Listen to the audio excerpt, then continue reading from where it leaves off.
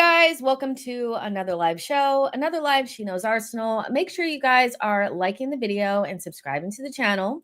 And most importantly, getting into the live chat and letting me know what you guys are thinking and feeling. Listen, we have loads to talk about this morning. And not really Arsenal, obviously we're going to relate it back to Arsenal, but there's some things happening in the Premier League. And I think, listen, Arsenal fans are some of the most crush out heavy of the fans. And we get this unnatural, almost, I don't know what I want to call it, but like an unnatural obsession with certain players. Even though it's not likely that we're going to get these players, they have this obsession with them, and then they get upset when we don't get them.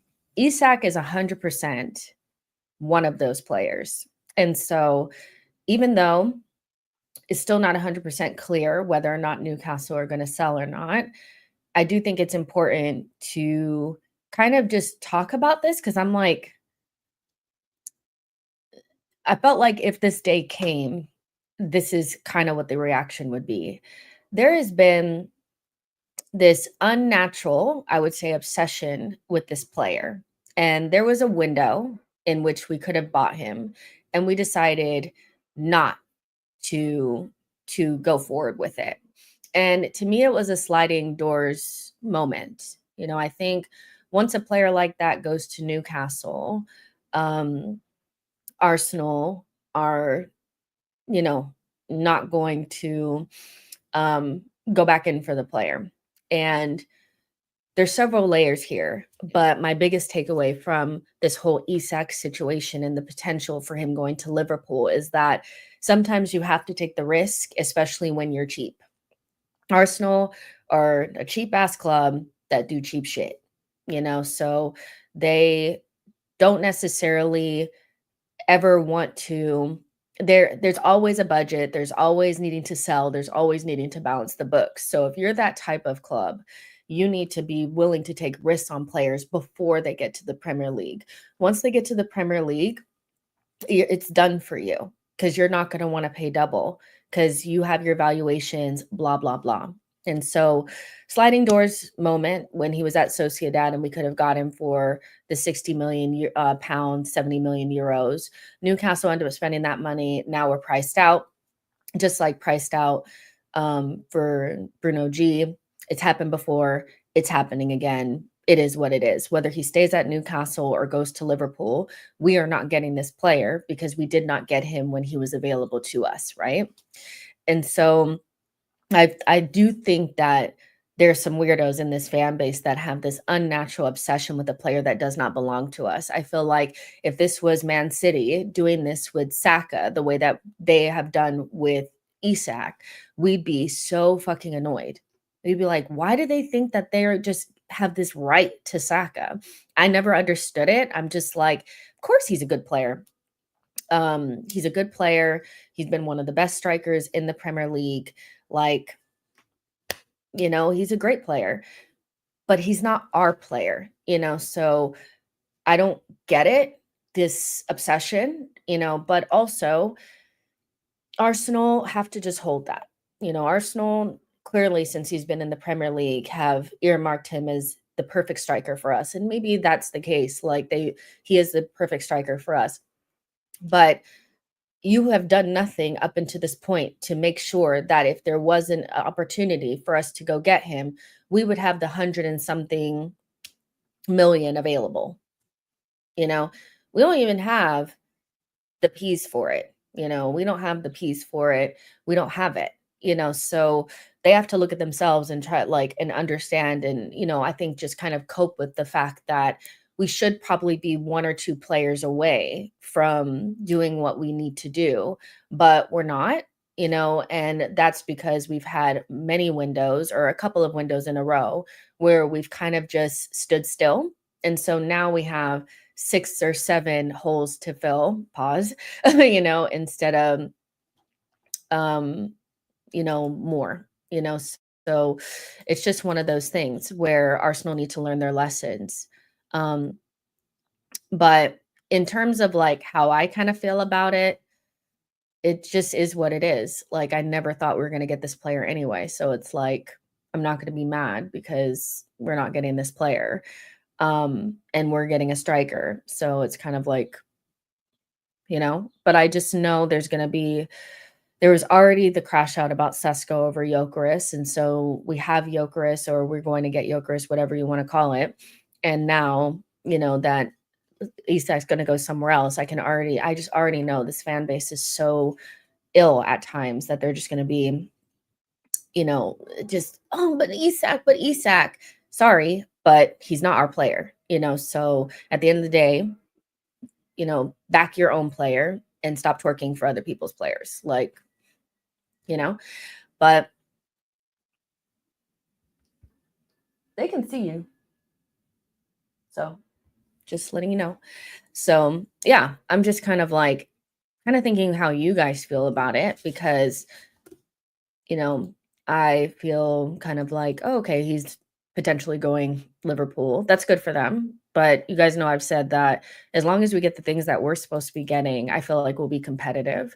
So I don't really need to be super worried about what other people are doing. I'm only really upset when we don't get what we need to get because I just expect other Premier League teams to move.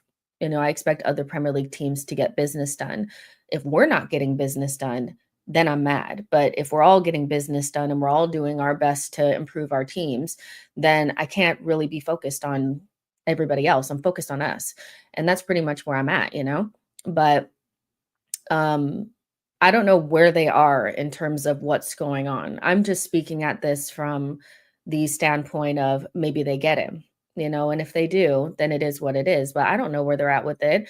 I don't, Newcastle up until this point have had this like very like we're not going to sell him, and basically Liverpool I think have basically said you either give us Isak or we're going to go after Ekitike.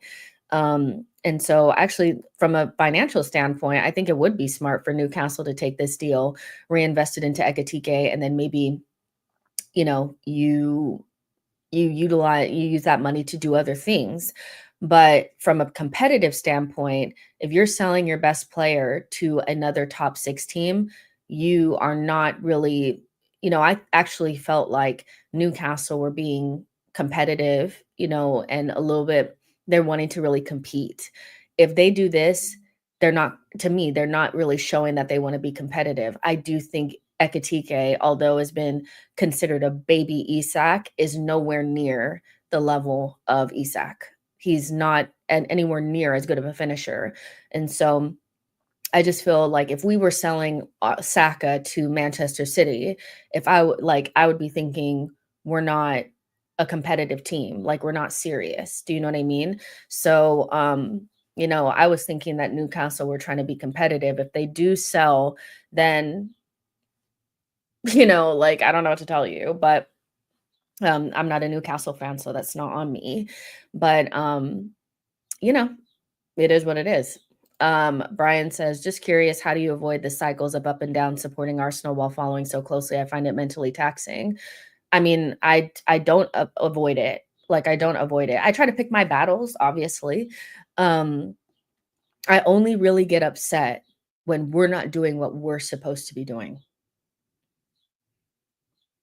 You know, like if we're not doing what we're supposed to be doing, meaning I'm only crashing out if Arsenal are losing games. I'm only crashing out if Arsenal aren't signing their players. I'm not crashing out because somebody else signed somebody else. That's not, if I do that, I'm going to be like mentally ill. I will be a basket case and they'll have me locked up somewhere, in a padded room.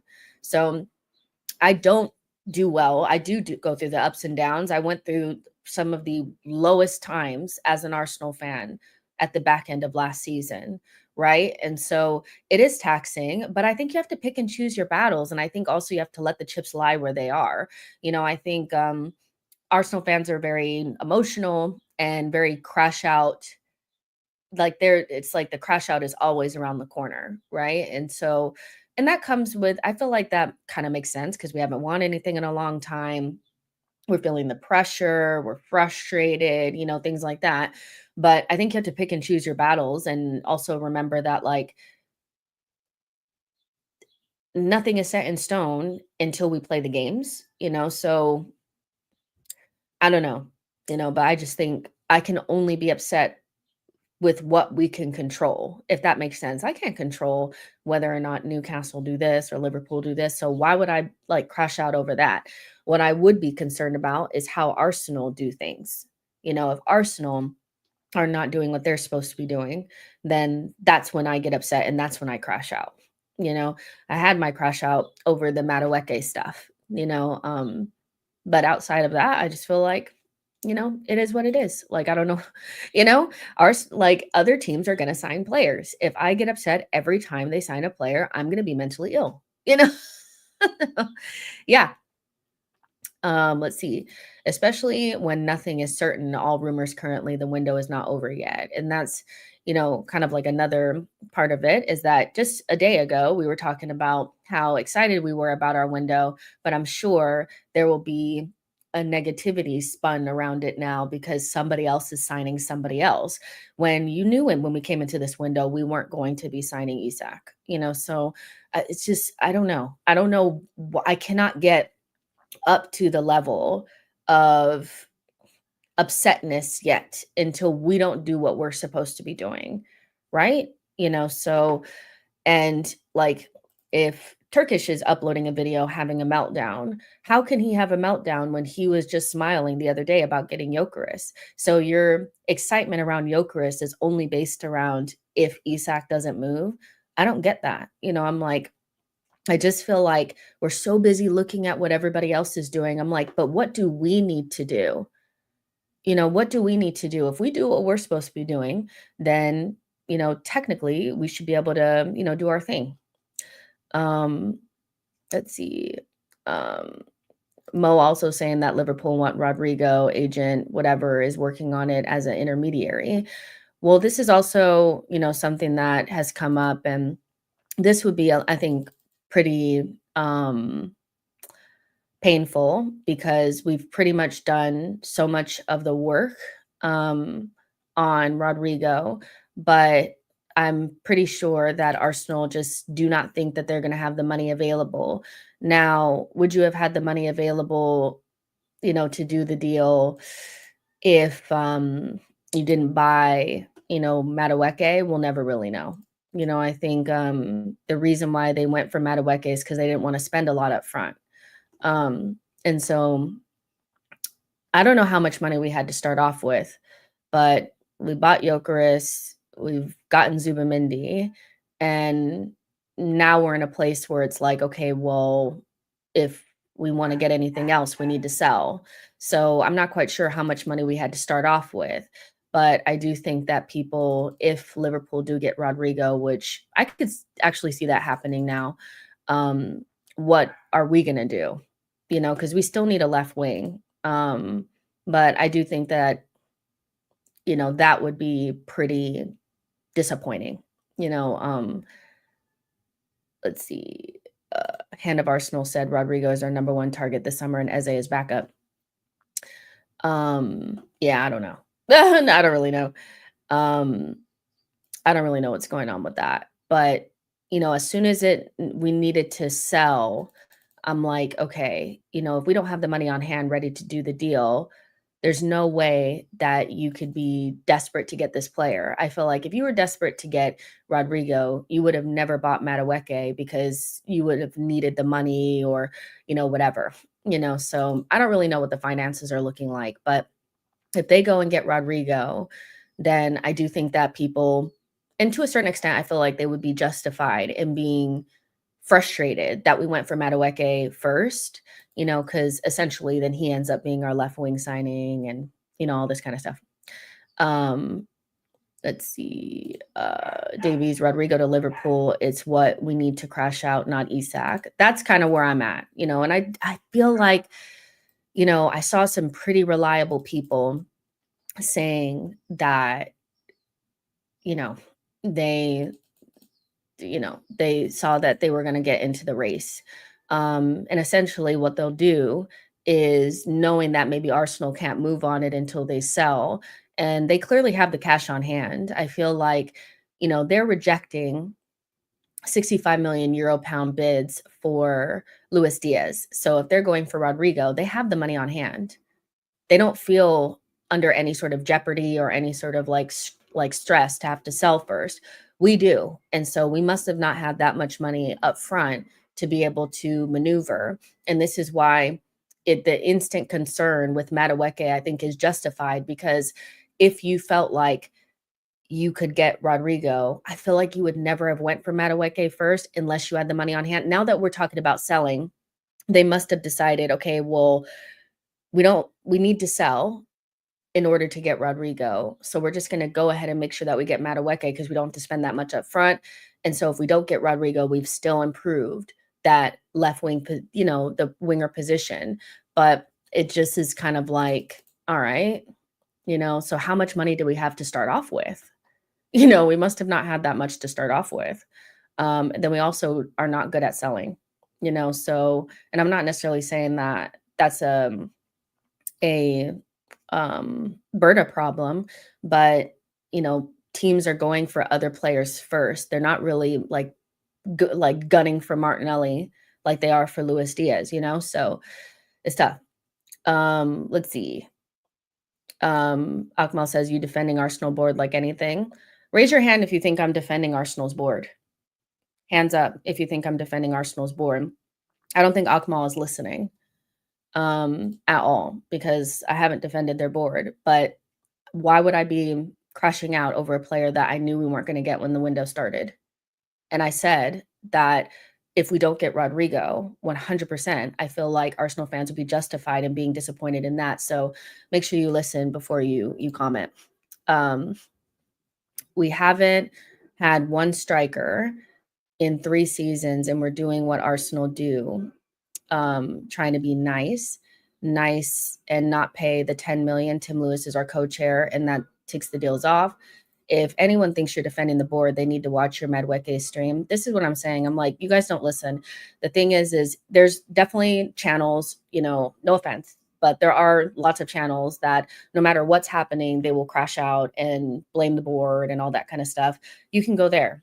I'm always going to add my commentary from my standpoint. And my standpoint is, I was excited about Gyökeres yesterday, so why would I be less excited about him now that Isak is shifting over to Liverpool? We were never going to get Isak in this window. We don't have the money, and if you want to have a conversation about the owners, we can, because they're the reason why the money is not available. They're the ones who are only offering whatever they offered, so that's a completely different conversation. But within this budget, we were never getting Isak. Be fucking for real. If I'm Newcastle, I'd rather keep Isak than Sesko next summer. Listen, I don't know what Newcastle are going to do, but I have this sinking feeling now that they're going to fold, because if they're approaching Newcastle at all, Isak has at least said that he wants to go, which makes sense. Why would he want to stay at Newcastle when he can go to Liverpool? So no offense to Newcastle, but it's just the truth. So if they've gotten the go ahead and they know that they can get Ekitike, and they're going to get 100 and something, 20 million, more than that maybe, then I can see them doing that deal and then reinvesting that other money into other things. But like I said, from an optics standpoint, if I'm a Newcastle fan, I'm livid at my club folding, because we currently have what a lot of people consider the best striker in the Prem, and you are in Champions League and should be trying to, fight for different things. You should be trying to fight Liverpool for the Premier League and Champions League and all that kind of stuff. You're not doing that if you're giving your best player away to the ops, right? And so if I'm a Liverpool fan, I'm excited. If I'm a Newcastle fan, I'm disappointed. If I'm an Arsenal fan, I'm still excited about Gyökeres. So, yeah, but I don't have an Isak fetish, so there's that, as well. Newcastle will never make top 6 spot even if Spurs wouldn't fold like this. Listen, if I was I feel like the most disappointed fan base will probably be Newcastle if this happens. And Ekitike is a really good player, don't get me wrong, but I don't think he will be able to score the amount of goals that Isak did, you know? So, I think Arsenal knew 150 million euros will get him, and if that's the case, I don't even know if we started off with 150 million in this window. We spent a lot of that on Zubimendi. We're spending a lot of that on Gyökeres. And then I just this when they went for Madueke first, remember I told you guys, I was like, I feel like they may not feel 100% confident in getting Rodrygo, so they want to make sure that they have something, but they didn't have to pay a lot up front, and then they'll try to sell to get Rodrygo at the end of the window. Remember when I was telling you guys that? I don't know if you were here or not, but I was like, there's just a little bit of it because I just don't feel like you would do anything with Madueke if you thought that you were going to get Rodrygo. But I don't know. I don't know how much money we started off with. Well, if you want copium, Gyökeres plays just as well as Isak for Sweden, and Isak's injury prone. Let's see. Young says Liverpool isn't going to sign Isak. Relax. The Noni signing left a sour taste in my mouth. As soon as you sign Madueke, I'm thinking, you know, you you don't have the money to get Rodrygo, or you don't think you're going to get him, or you think there's a chance you won't get him. So you want to bring in something just in case you miss out, because you may need to sell Martinelli or Trossard to get it done. You also want to get in Eze. Now at the end of the window, if we bring in Gyökeres and we get Eze, I'm really not going to be upset with that window just because somebody else got Isak. But that's just how I am. You know, I don't base my excitement about my window based on what other people have done. You know, because my whole thing is, have we done what we need to do for us to improve us? Some people don't operate like that. They feel like whatever other teams have done will impact how they feel about our window. That's your prerogative. That's just not how I operate. Will I be a little bit like disappointed if we were going after the same player and we don't get him because we didn't have the money to do so? Then yeah, you know, like Rodrygo definitely has been earmarked as our number one option for the wing position this summer. That is different than Isak. We were never going after him in this window, you know. So I don't know why it keeps going in and out. We never had a chance with Isak. I'm very okay with Gyökeres. Just add Eze to us and I'm good. Gyökeres is not that far from Isak. Chelsea says, if you get Eze, do you think you get Rodrygo? No, I think it's one or the other. And I do feel like, you know, holding out a little bit of hope, obviously, to get both. But I just think it's unrealistic based on the fact that we're already in a situation where we need to sell or to shift some things around. So, yeah, I actually don't think we'll get Rodrygo if we get Eze, but equally, I said we needed 2 level raising attackers in the summer, and I said I didn't really care what the names were, I just cared that they left the levels. I would be lying if I said that I don't think Eze and Gyökeres lift our levels. I think they are level raisers. They're winners. They have great mentality. So even if the names, you know, at the beginning of the window could have been different, I'm pretty much okay with that, you know, but would have a little bit of like a about not getting Rodrygo, but we ended up with Madueke. I need that explained, you know, and I know we won't get an explainer, or we won't get an explanation, but I want to have an explanation. You know, I feel like I need to understand. I don't understand how this went. I don't understand Madueke. I still don't, you know, as a backup, because I don't think he's a backup. I think he's going to be playing left wing or covering it or whatever. Um, you know, but I don't know. I really don't know. Um, I don't get it, you know? I'm confused about it still to this day. Um, So Liverpool communicated interest to do a deal in 120 million region, but Newcastle said not for sale. So that doesn't mean Newcastle would sell for 120 million, but everyone has a price, I suppose. If you can't field two good teams, forget about winning the Premier League. We are so close. If we get one or two very good attackers, this is what I'm saying. I thinking about it from our angle, nothing has really changed. We still need to make sure that we bring in Jokeris and bring in something else. The Isak angle is more for people that have the fetish over Isak. Never known such desperation from media wanting Isak to be sold. Quite embarrassing, to be honest. But I told you this, Foxy. I told you this before. Whether, it was Arsenal or somebody else, I told you that Isak was definitely somebody that would probably leave. I just don't see him wanting to stay. But if he could go to a team that's gonna win something tomorrow. But I guess I get what you're saying from like a media perspective, but if it ends up being the case that Newcastle do end up selling, it's not really the media's fault, is it? You have the best striker in the Premier League. Other teams are going to want that player, so I was thinking Newcastle were going to be serious, and maybe they still do, and they just get both and they play them together. I think it does make sense from a tactical standpoint and things like that, but the information out today makes me think that Liverpool do think they have a chance, which would mean that, Isak gave them the okay. He's spoken to them. So I don't know if it's the media is desperate. I think you have to look at your club and ask, like, are they being serious or what? Because you'd be essentially giving another team one of the best players in the league and replacing him with somebody that's not as good. Is that the media's fault or is that your club's fault? Do you know what I mean? They don't have to sell Isak. They don't, you know? I don't know why my camera's doing that like weird thing where it's, so I don't know. You guys can see me, but you guys can't at the same time. So maybe I should back up a little bit. I don't know what's going on here. What's going on with you, man? What's going on? Um, let's see if Liverpool can outbid Newcastle for Ekitike. I mean, they basically said, like, we'll take your number one option if you don't give us Isak, which is, I think, a really strong negotiating position, to be honest. It's like either, and it's up to Newcastle now. It's really up to Newcastle now. And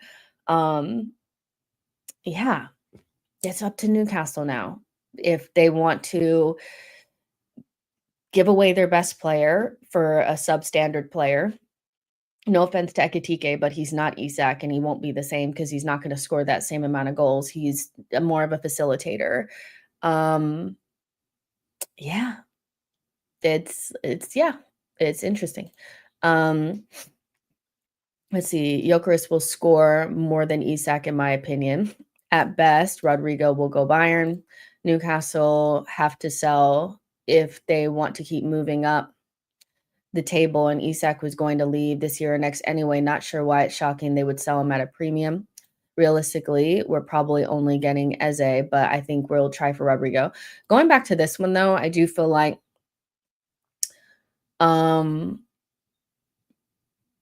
they're already in Champions League, and they're not in Europa. They're not mid-table. So good teams don't sell their best player to move forward, I guess, but maybe it's the Coutinho thing. Maybe you're thinking it's a Coutinho type signing or sale or whatever. But I just feel like as a rule of thumb, it's very rare to see a good team that's trying to win things sell their best player and it worked out for Liverpool, but it's pretty rare, but we'll see.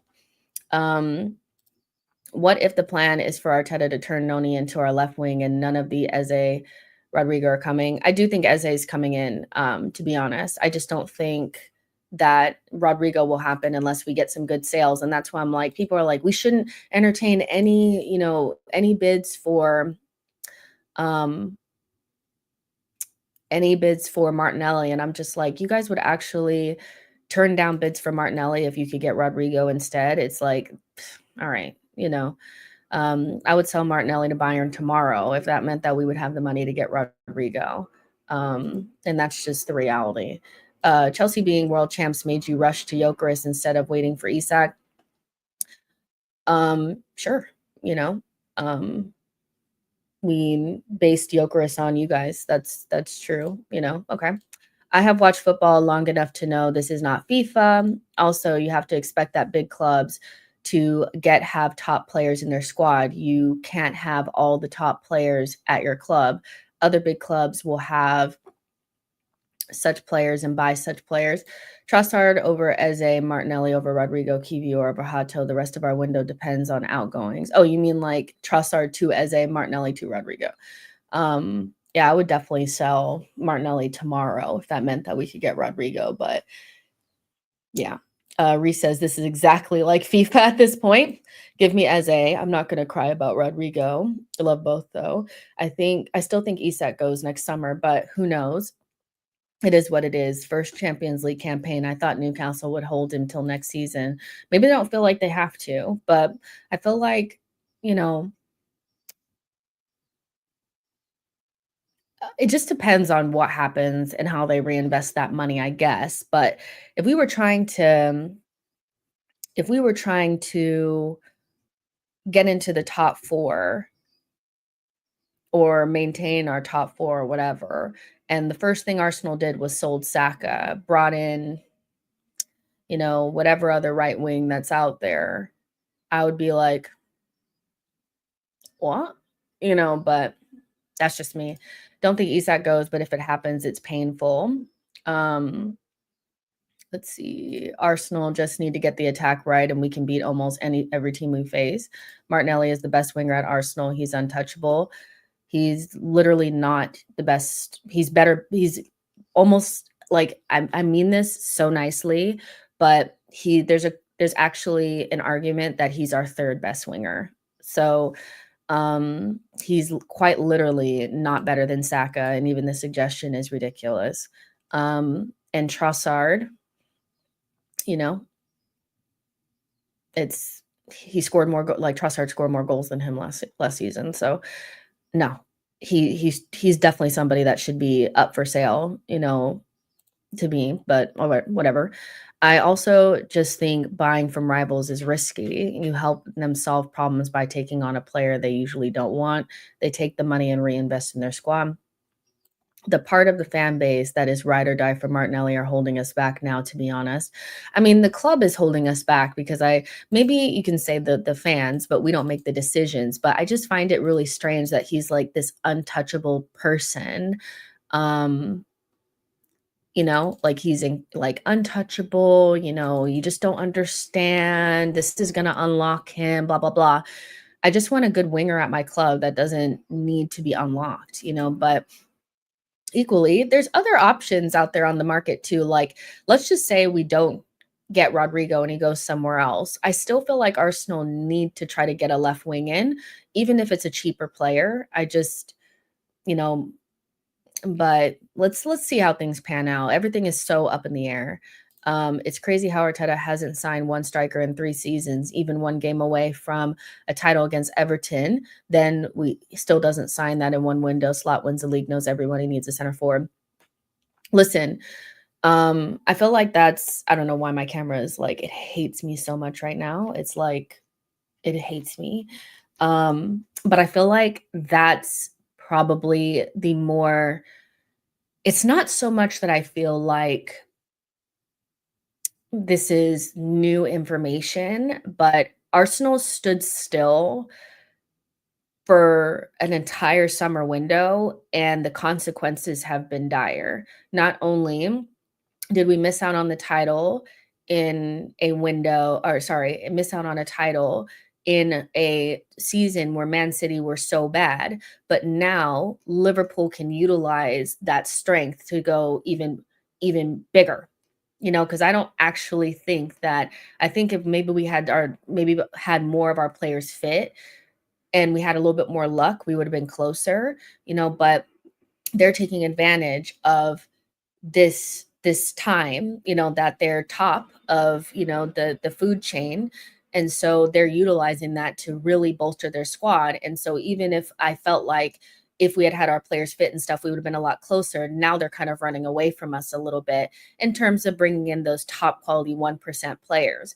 And this is just a a really devastating lesson, but a lesson that they should have learned before, because this isn't the first time that this has happened to us. But if you stand still, it only takes one window of standing still, and all of a sudden you're basically starting over again.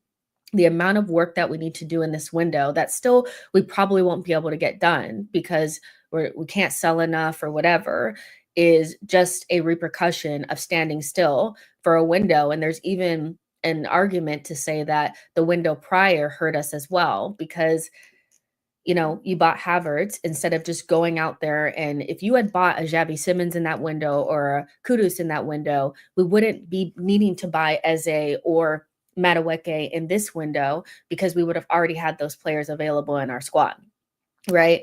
And so it's just buying Havertz, then turning around and buying Marino, and not getting a striker or a winger means that in this window, with probably not that much available because we have crooked owners, like our owners are so cheap and so tight that we have to like penny pinch to try to get all this done.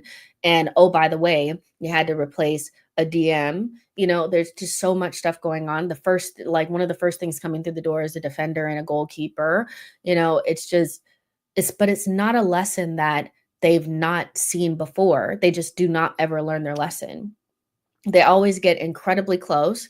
And if in the window that we buy Declan Rice, instead of buying Kai Havertz, we buy a striker or another attacker, we maybe win the league. We don't start off so poorly in the league because Arteta has this galaxy brain situation of wanting to have this weird ass fucking midfield that he didn't need to have. And we actually score the goals against Aston Villa instead of losing those games. We win the league. And then last summer we could just, but it's just those little minute, like those little things. It's just, yeah, it really takes you down, so we're now almost rebuilding in a way, and doing a lot that we should have already done, and we'll probably still be just a bit short, but those are the breaks. That's the life of an Arsenal fan. We're always really close and we just don't get there. You know, I don't, it just is what it is. Let's see. Says Chelsea are going for Hato. I mean, he was only going to sit there for so long, but right now I don't think we really need him. So it is what it is. If we lose, Zinchenko and Kivior, then maybe we do something else, but he was just sitting there. We need Eze. After that, I think we should target Ekitike. Winter, target Rodgers, squad complete. A little goes a long way, but don't you think we are showing signs of learning with the things we're doing? Kind of, I do, but yeah, there's still huge question marks if we don't get a left wing because we did the Madueke thing. That's totally avoidable.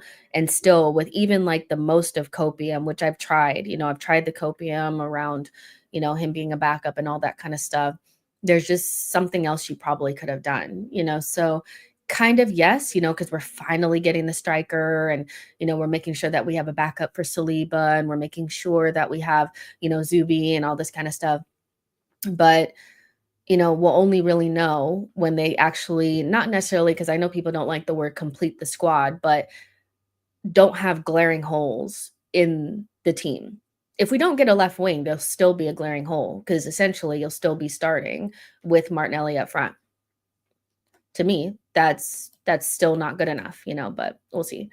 For these past couple of seasons, I don't know if we were worse at buying players or selling players. I just think we've bought too many players that have not moved us forward, that have been kind of expensive. Like I saw somebody say, oh, well, if we had never bought Declan Rice, we would have had the 100 million to make this Isak signing. And I'm like, so, spending almost 40 million on Marino and 65 million on Havertz, that doesn't stand out to you. It's like Liverpool, if they buy Isak, will have bought two 100 million pound players in one window. You need to stockpile you need to have two or three of these signings. You can't just have one. Declan Rice wasn't the problem. We've spent 100 million. If you put together 65 million plus the 30 or whatever the fuck it was for Marino, I think it was more than that. That together is 100 million on two players that if you deleted them from the squad, you wouldn't really miss them. if you deleted them now, meaning because we're getting the striker and all that kind of stuff. But it's just those signings haven't helped us. And that's what I'm afraid that Madueke will be as well, because it's not a game changer signing. They're just keeping you kind of the same, or they're a body, or they're serviceable, because we talked about that. Serviceable, you know. So let's see. Um, let's see. Newcastle tier ones are now saying Newcastle are getting prepared for a Liverpool bid. No progress on that new contract either. Eze is a number 10. So if we sign Eze, compare Wirtz to Eze, not fucking Madueke. Eze is a number 10. If we sign Eze, compare Wirtz to Eze, not fucking Madueke. Got it. Okay. People talk like Wirtz scored 200 goals in 2 seasons. I mean, those are good. Those are good signings, I'm not going to say those are not good signings. They are, so, you know, they will have pretty much completed their squad at that stage, with very little waste, and I'm just saying no other club would do what we do. Like, no other club in a situation where we are, where we're so close, buys Havertz, does a sideways step the next summer and doesn't buy anything. Just gets another left back that's injury prone, and nobody does that but us, so we just have to hold that. We cannot stay behind again. We have to do things different. Just joining. This window is driving me crazy. It's like 2 step forwards for AFC and leaps and bounds for rivals. That comment wasn't for you, Jess. That was nuances of fate. Martinelli, Gyökeres, Saka, Eze, Arteta, Rodrygo, Isak, Salah, Wirtz, slot. If we compare, how far behind are we? I mean, I feel like that's pretty big of a gap still with the attack. And that's the thing. It's Liverpool already had a better attack than us. Our attack, I'm telling you, our attack was not even top 6 last season. We scored and we had injuries, but we weren't really scoring goals like we should have been. So yeah, I feel like no matter what we did this summer, it'd be hard for us to catch up, because they already had a much better attack than us. Even with the Nunez kind of situation, they already had a better attack. Now they're adding to that, making it better. And we're just getting to an attack that's actually of standard, so yeah. Let's see. We outscored Liverpool 23-24 season with Havertz up top. That's an outlier. It's like we did that one season, and for the most part, we know their attack is better than ours. So yeah, we'll see. I feel like everything else is comparable. The defense, I'm sorry, I don't know why my camera is acting this way. It's just acting like it hates me. And I think it does. It's probably like I'm so sick of. Hold on, give me 2 seconds. Let me see. Maybe it's because the computer is too close and it's feeling some type of way. I don't know. Eze is 27, and his most meaningful games is a FA Cup final. I mean, listen, if people want to pretend like Eze is some bum now, that's fine. I don't care how rivals feel about Eze. We know that Eze is a really good player. I've also watched many rivals talk about Eze to Arsenal, and they've already shown their ass. They've already, they've already said that they know he's really good and he changes the game for Arsenal. So I'm not going to listen to people saying that Eze is just some ass guy. Like, he's just not. He's a really good player. If we get Gyökeres, Eze, Rodrygo, I'm saying it right now, we win the league. I just don't think we get Rodrygo now. Let's see. No other top club would buy Nani. Even Spurs walked away. Spurs are crying out loud. Let's see. Our defense is better than Liverpool's, especially if Konate leaves. I mean, we're so neck and neck with everybody else when it comes to defense and midfield. I don't think our midfield is, as bad as people make it out to seem. And now that we've added Zubamendi to it, potentially adding Eze to it, there's nothing wrong with it. It's right there with everybody else's. I'm not really worried about it. No matter how people talk about Rice or, talk about Zubi just not being that much of a game changer, Odegaard's last season, I know what we have. Like, I'm not worried about that. It's the attack. It really is that left wing. is driving me crazy because that needed a level raiser. Now, Eze can play there, but idealistically, you would have gotten Eze and a level raising left wing. Martinelli is keeping us down, you know. I don't know what to tell you. Like, he's keeping us down. Because even at the end of the day, even if you don't like Odegaard and you think he's holding us back, if you have Eze and you have Ethan, you're not really like suffering like you think you are. But if the only option outside of Martinelli is Madueke, you are suffering, you know. So no matter what, left wing is still going to be kind of the position that I feel like is holding us back. So Arsenal need to figure something out there. Even if you don't get Rodrygo, go try to get Leao. And he's not my favorite, but I'd much rather I'd rather have Leao than Martinelli as a starter. I'm sorry. I know that's like, but I'm just being real. Paperboy says Newcastle are preparing 130 million bid from Liverpool, preparing for. Yeah, I think that's the only reason why I did the stream is because with the Orny bomb, I do think now there's like a genuine chance that this could happen. I don't think they just say these things and nothing happens from it. Newcastle is going to fold and they're going to sell. They're going to sell him. That's just, Newcastle fans will have to take that up. But Liverpool are having a generational window. And we could have had that, but we bought Havertz instead and didn't do anything, stood still last summer window. So we just have to hold that, people are recency biased. We have had better attacking stats than Liverpool for 2 seasons out of 3, and 1 season they are clear of us. We had injuries. If we sell Isak, how much can Newcastle spend? If they sell Isak, how much? I don't know. I don't know what their finances look like. I'm not on their books. Jimmy says no winger will defend like Martinelli. Yeah, well, I don't know what you're talking about. I don't know. Like, if you love Martinelli and you love him because he defends, that's fair enough. But yeah. Nani isn't a bad signing. He provides depth, which is something we crave. We need a starting winger. That's all I'm saying. We need a starting winger.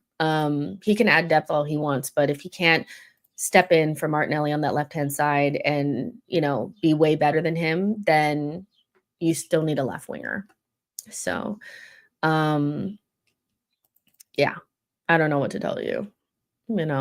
Martinelli to me is just holding us back, and loving him because he defends well is just, it's dark. It's dark. Let's see. Gunnarola says, I remember saying, no way Newcastle turned down a British transfer record. That's a sackable offense for any DOF. They're going to fold. Like, it's definitely going to happen. There's no reason. I don't really see why David Ornstein comes out and says this, so I think it's going to happen. But I feel like 2 things can be true at the same time, that Liverpool making these signings means that they're favorites for the league and all that kind of stuff. And that's fine. They can be the favorites. But as long as Arsenal still do what they need to do, we're in a much better position. So not than them, but just in general to what we were last season. Nani was partying with Drake while his teammates was putting belt to ass on the team that bullied the Prem teams. Okay. I defended Martinelli up until last year. I figured he'd be closer to 15 again, but he isn't decisive or versatile enough. He's not good enough. Like, I don't know what to tell you guys. Like, it's just wild to me. It's wild to me. Like, it's how much longer do we need to suffer before you guys get real about him? Like, we need a starter. Like, he's not getting any better. You don't see anybody coming in with decent bids for him. He's also very comfortable, which I think is also adding to the lack of progression. He knows he's a starter. He's safe, so he feels like it's okay to just run out the end line. It's another season of Martinelli as a starter would just give me the ick. Like, I just can't do it. Valerian says, staying here, I'm a Newcastle fan, but you seem chill and rational. There's nothing I can do, Valerian. It's above me. Like, it's above me now. so there's nothing I really can do about it. I do wonder what Newcastle fans will think. I think some of them will be, they'll feel okay about getting like a big fee and about Ekitike coming in and being the successor. Um, I know I'd be disappointed because I just think of it maybe differently, but maybe that's because I'm thinking our best player is Saka, and I would never want to do that with Saka, but he's also Hale End. Isak didn't come from your academy or anything like that, so maybe there's like not that same, but even the British transfer record to me for Saka to like a Martinelli would be a no-go for me, but maybe it just doesn't feel the same because he's not somebody that comes from your academy, but it all depends on how good Ekitike ends up being and all that kind of stuff, but, it is what it is. Um, let's see. He has traits none of our players really have. I don't know who this is, who you're talking about, but let me know who you're talking about. Liverpool were better. It wasn't even close. At no point where we top these excuses. We're thin. Do you think Liverpool do a treble with Isak, Wirtz, and Salah? Maybe. I really don't know. We have to see how all the other teams play and stuff like that. On paper, they're the best team. The team is, but the league is not played on paper. Let's see. Nani Money brought us Pedro. Thanks again. Okay, you're welcome. I always thought Isak would leave next year, but he'll cost a fortune. Plus, we wanted Ekitike before we got Isak. Fair enough, if we're going to break down low blocks, a player like Nani is necessary. I just have an issue with the price. I just think like it's not so much that he doesn't have qualities that we need.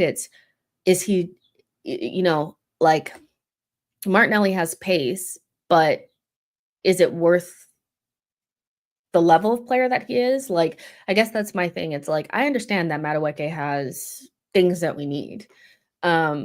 But I'm just concerned about what his true level is, because I think ultimately Arsenal needs another winger on the same level as Saka. And I don't think any of us think that he's anywhere near Saka's level. So, yeah. Martinelli was better when Jacko was behind him. Left back wasn't cutting into the mid. I want to just stop you there. Left back wasn't cutting into mid. Did you not watch Zinchenko that entire season? He never played left back. He was never wide. He never overlapped. He was quite literally the most inverted fullback we had, even more inverted than MLS. That changed Martinelli's game, but we need to get Rodrygo and Eze to compete. Let's see. Martinelli's approach didn't work because much of the time there wasn't anyone centrally for him to cross to. With Gyökeres crashing the box, Martinelli might shine. I mean, I think that's more true for Saka than Martinelli. Saka puts the ball into dangerous areas. Martinelli, I don't know. I feel like I don't want to talk about Martinelli anymore because I'm not his biggest fan, and I fear it's coming off way more negative than it should. So I'd like to change the topic, because I'd like to change the topic for Martinelli because I just fear, yeah.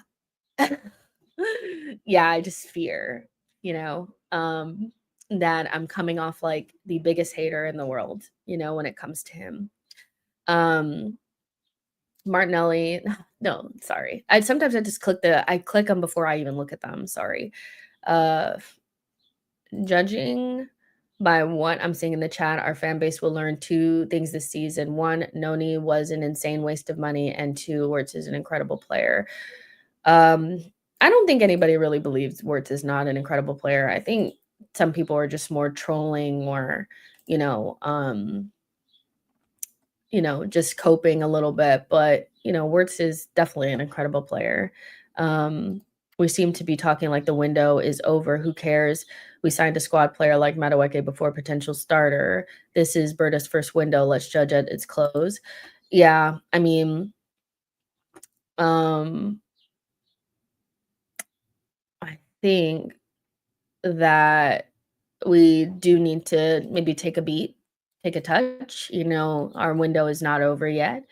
I know it's really, really, really difficult to watch other people do deals. So I'm not saying that, you know, every reaction is overreaction. I'm just saying that I don't have the capacity to be like raging because somebody else makes a signing. If I do that, I'll go crazy. Now, my only concern now is that there's these now we're starting to see the Arsenal might need to sell someone in order to do something. And I just feel I would have felt a lot better if we had used whatever we used for Madueke to get Eze in first, and then we sold to maybe get another winger.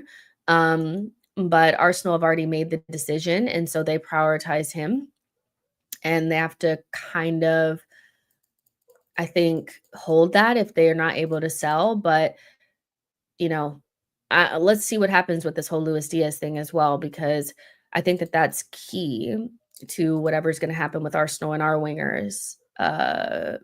There's something tells me that they are going to still sell Luis Diaz. Just like Newcastle said early on in the window that he's not, Isak is not up for sale. It does seem like he is up for sale. I think most clubs want to bluff and hold their cards close to their chest. So if they say somebody's not for sale, I think they're just maybe playing a little bit of a game, if that makes sense. So right now, Liverpool are saying Luis Diaz is not up for sale. And I do think he is up for sale. I think him not going to Diego's funeral and there's drama around that, and him pushing his way out means that Liverpool will sell. And so if they do sell and they sell to Bayern, who's the most interested, then Bayern will most likely have to pay more than that 65 million euros. That's more than enough money for them to go and get Rodrygo. So they already have the money available for Isak, but they can make up the money and get Rodrygo, then there's a chance that he'll end up going there, and we don't have the money on hand. And that's our biggest problem is the Cronkies never allow enough money to be available for us not to have to sell first. And the only time that they did do that, in my opinion, we fucked it. We had a 200 million window where we could kind of spend, and we bought a goalkeeper, a defender, a DM, and Kai Havertz. So now I would do anything to have that money available to us again, because then we get everything, in this window. But there's no do-overs with the Cronkies. They only do something once, and then you never see it again. So we definitely don't have that amount of money available to us. For some reason, we refuse to break the bank on serious attacking talent. Once you pay 105 million for Rice, you need to spend even more on top-tier attacking talent. Liverpool understands that. We don't. Madueke is a terrible signing, bro. Wanieri better than him while playing out of position. If we were good sellers, we could also get both Eze and Rodrygo. I think we should be open to letting Martinelli go, and almost pushing it. I think you could get more than enough for Martinelli, but we're not pushing as much as we should, because we're still too comfortable. Yeah, I think we're still a little bit too comfortable with what we have, like too comfortable with Kai or kind of comfortable with Martinelli. Both of those players, in my opinion, should be up for sale this summer, but I'm not doing the bidding, am I? This club gets a lot wrong, but I can't believe people that moaned for weeks about us being slow getting a number 9, and now we are. We should have waited in case Isak, because he's available.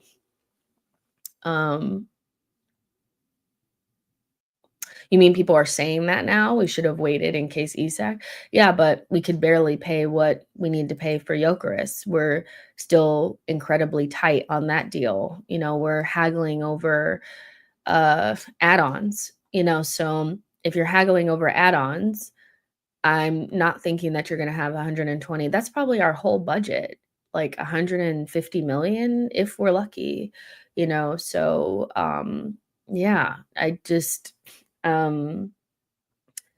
think ultimately, like, what's happened is Arsenal fans have an unnatural attachment to a player based on the fact that he's supposed to be a Henri, and they've convinced themselves that he's an Arsenal player when there's never been a single moment since he's been in the Premier League where that's felt like a reality.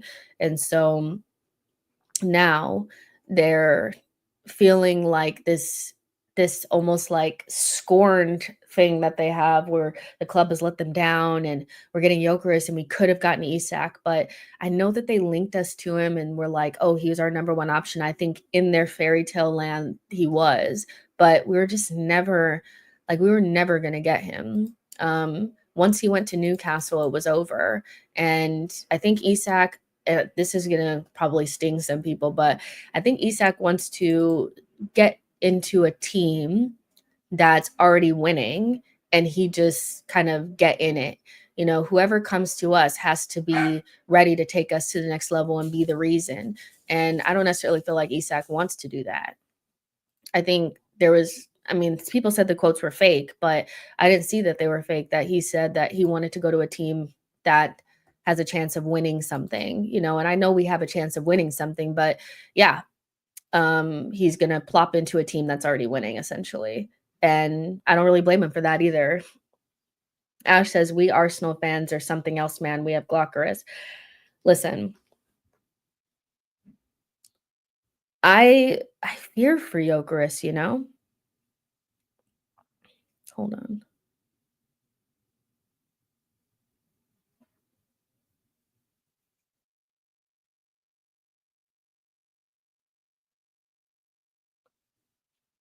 Okay.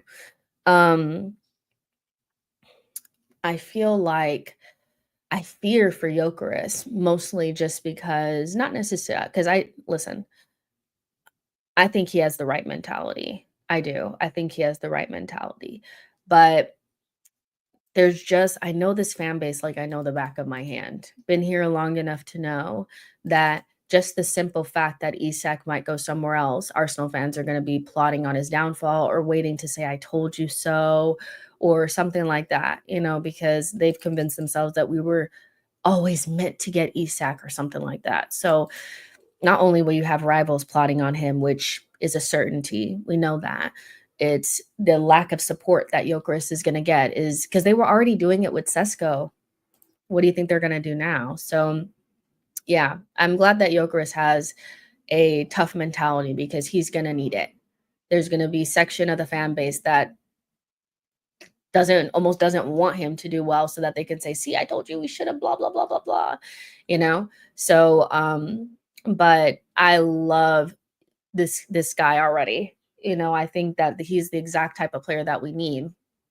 Um, and I don't want to say we're kind of lucky, but I do think we're kind of lucky that this level of player is available in our price range because if he wasn't, we'd be getting Ollie Watkins, you know. So, you know, you just have to take your noogies. You know, I think we're probably the only club that's panicking the way that we are.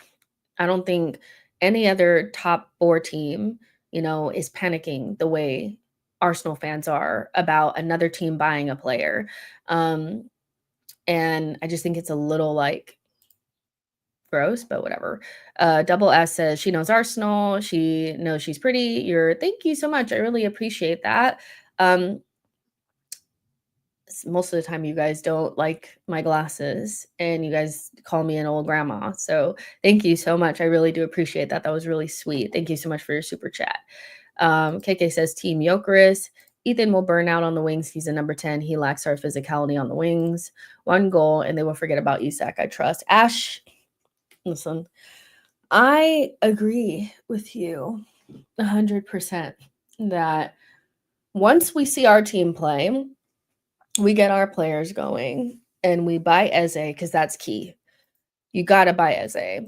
You have to move heaven and earth for that player to come in. I think if Arsenal want the fan base to be on their side, we need to bring in Eze at the very least. If you get those things done and we start off preseason well and we start off the season well, people will forget about it. You know, there's nothing we can do about it. I don't know what people want people to do. I do think it's a little bit I I don't wanna judge people, but do think it's a little like, oh my god, because they did it earlier when Man City were signing players, and they're like, "They signed Shirky, they signed so and so," and it's like, what do we need to sign our players? I guess I'm gonna back my players over lusting over somebody else's players and almost having like an agenda against my own players because I wanted somebody else. I just can't get wrap my head around it. It doesn't work for me. Um, why are football fans today so obsessed with strikers who can dribble and do flicks? Uh, I don't know. It was the false nine for a while. You know, no matter what we would have gotten, the opposite would have been what we needed, though, Jordan. I think that needs to be understood as well. If we got Ekatike, then there would have been think pieces about, yeah, but is he enough of a bully in the box? Is he the actual striker, the number 9 that Arsenal need? He's more of a facilitator. Now getting Gyökeres. Is he has enough flair? Is he the type of player that Arsenal should be going for? They should be going for somebody that's more easier on the eye. No matter what we do, the player is going to be wrong. So, um, but what we need is a player that one wants to be at this club, backs himself to take us over the line, and scores goals. That's what we need. So I really have come around to the Eucharist thing. Not like I wasn't with like not that I wasn't into it before, but just his desperation to come and the fact that he feels like he's on the same level as these other strikers. I just feel like a lot more comfortable, but you know, I knew this Isak thing was always in the back of my mind. Like, I'm like, if he moves somewhere else, I know how Arsenal fans are. They just won't be able to back Gyökeres. They already weren't. So this is gonna get yeah. Isak is not a poor finisher, bro. Isak is one of the that stop Arsenal from the Carabao Cup or FA Cup. I mean, he's not a poor finisher. Um, Isak is a really good player. Like he's a top player. I think a lot of people feel like he's the best striker in the league. I don't actually agree with that. I think Holland is pretty much the best striker in the league. But Isak is up there, with him. As long as we have a striker that can compete with them, I'm not worried about it. I feel like we just need to make sure that we have a striker that's close to that level or in and around it. I don't know. Like just last summer, you're the one who convinced me on Gyökeres. I had doubts. Go back to what you said about Gyökeres last summer to convince yourself. I mean, I rate Gyökeres. The Sesko thing, I also rate Sesko. And one of the bigger reasons why I wanted Sesko was so that we didn't repeat what's happening now, not being able to get that Isak like player because we turned our backs on them and didn't think that they would work in the Prem. But ultimately we're getting a striker. So I really I don't give a fuck. So it is what it is. Did see a Dio, you're just using emotionally charged arguments now, comma. Well, Dio's been mad ever since, like he's been mad for weeks now. So there'll be no calming him down now. His head is on Pluto, it's on Mars now. Let's see. Martin L says Gyökeres is Van Nistelrooy to Isak's Henry. And I think, listen, you can see the top. I feel like you can see the top 4 pretty clearly. Chelsea, Arsenal, City, and Liverpool. All of those teams will have some version of a striker that's completely different than the other. Isak, Holland, João Pedro, and Gyökeres, none of them are similar, but you can make an argument for every single one of those teams winning the league or getting one over on the other. So I think it's about the collective, how you utilize those players, and can Arsenal get the best out of what they have, and not turning our back on our player because his name is not Isak. Henry was clear. Holland's physicality makes him so unstoppable. I see the same kind of physicality with Gyökeres. Holland is the best striker in the league. I don't really think it's debatable. Now, are there other really good strikers? Yes. And are there ones that are not better to watch on the eye? Absolutely. Isak is much easier to look at, like in terms of his style of play. but Holland is an unstoppable force. He's somebody that, I feel like in most circumstances is just gonna bully. He could be kind of a flat track bully, and maybe his track record in finals isn't the best, but I think him being who he was actually pivotal to City winning the treble. So I don't want to sit here and pretend like I think Holland is some bum. I just don't particularly like watching him play because he's kind of tough watch. So yeah. Um Newcastle fans are about to be livid. Marlon says, I agree with you that Holland is the best. I don't care what people say about Isak is better. He's definitely better to watch. I'll say that for sure. I prefer Julian Alvarez to Victor Gyökeres. I mean, we all would, but he's not available, so let's be real. Um, let's see. Kroenke out, Donald Trump in, Gyökeres not Isak. Okay. The main separator is Isak can't put a 38 game Premier League season together. Holland can. Yeah, I feel like my biggest concern with Isak is I know that we have really bad luck. So, Isak won't be injured at all at Liverpool if he goes there, but he would be injured for us for 6 months, and I'll be watching Kai Havertz play football for us again. So, I just want to be like, you know what I mean? So it won't matter for anybody else, but it'll matter for us, and spending 150 million or whatever it is on a player that will definitely be injured for us, scares me, but he's a top player. Like, I'm not saying he's not. Um, let's see.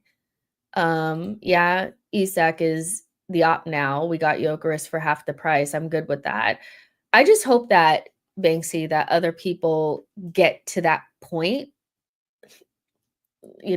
with it.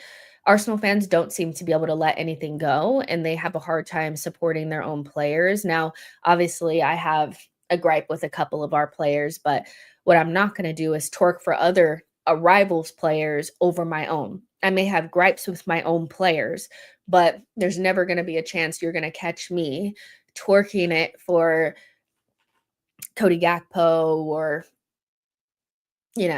Doku, because I think Martinelli needs to lift his head up, but you know how Arsenal fans are. They'll be hands on their knees, twerking it like a stripper because they want to always be negative about our own players, man. Um, we can still keep our key play style principles even with players that bring different styles. Yes, Gyökeres is more of a runner, but it doesn't mean we stop playing controlled possession football. Gyökeres has the mentality that Arsenal need. I won't be jealous if Liverpool gets Isak. Gyökeres is my dream signing. Let's see. The crash out would be valid if we got Tesco instead. Man, them didn't want to pay 70 million for Isak. I mean, it's just old news now. I feel like that's in the past, so some fans have never recovered from it. And I feel this way about a lot of why people can't get over Gabriel Jesus, why people can't get over Isak is because we haven't had anybody else to turn the page with. We're constantly looking at everybody else's shit because what we have is unsatisfactory. It doesn't satisfy us. So we're constantly thinking about the past or thinking about a moment where we could have done something different. But I feel like once we have a striker that scores goals, it is what it is, So I keep seeing all this Gabriel Jesus. It's like once Gyökeres scores a couple of goals, people will forget about it. But as long as we're watching Kai Havertz, yeah, it's going to feel unsatisfactory, 100%. Let's see. Chris says people seem to think that players can only play one way. Good players adapt to systems and managers. And good managers adapt their best players in turn. It's not this complicated. I agree with Chris. I think there's been a lot made of Gyökeres' style, and I'm less concerned about him adapting, more about Mikel, because I've seen how, rigid Mikel can be. But I would imagine if he's going to get this player, he's already made it up in his head that he's going to adapt things. And, Yeah, just because Joker's played in a specific system doesn't mean he can't play in another one. I just think that that was a convenient reason for people to not want a player was, yeah, but all these counterattacks. Name another team. I feel like City is the only other team that comes up against the amount of deep blocks that we do. Seriously. Using Sweden as a metric to downplay Isak is useless stat.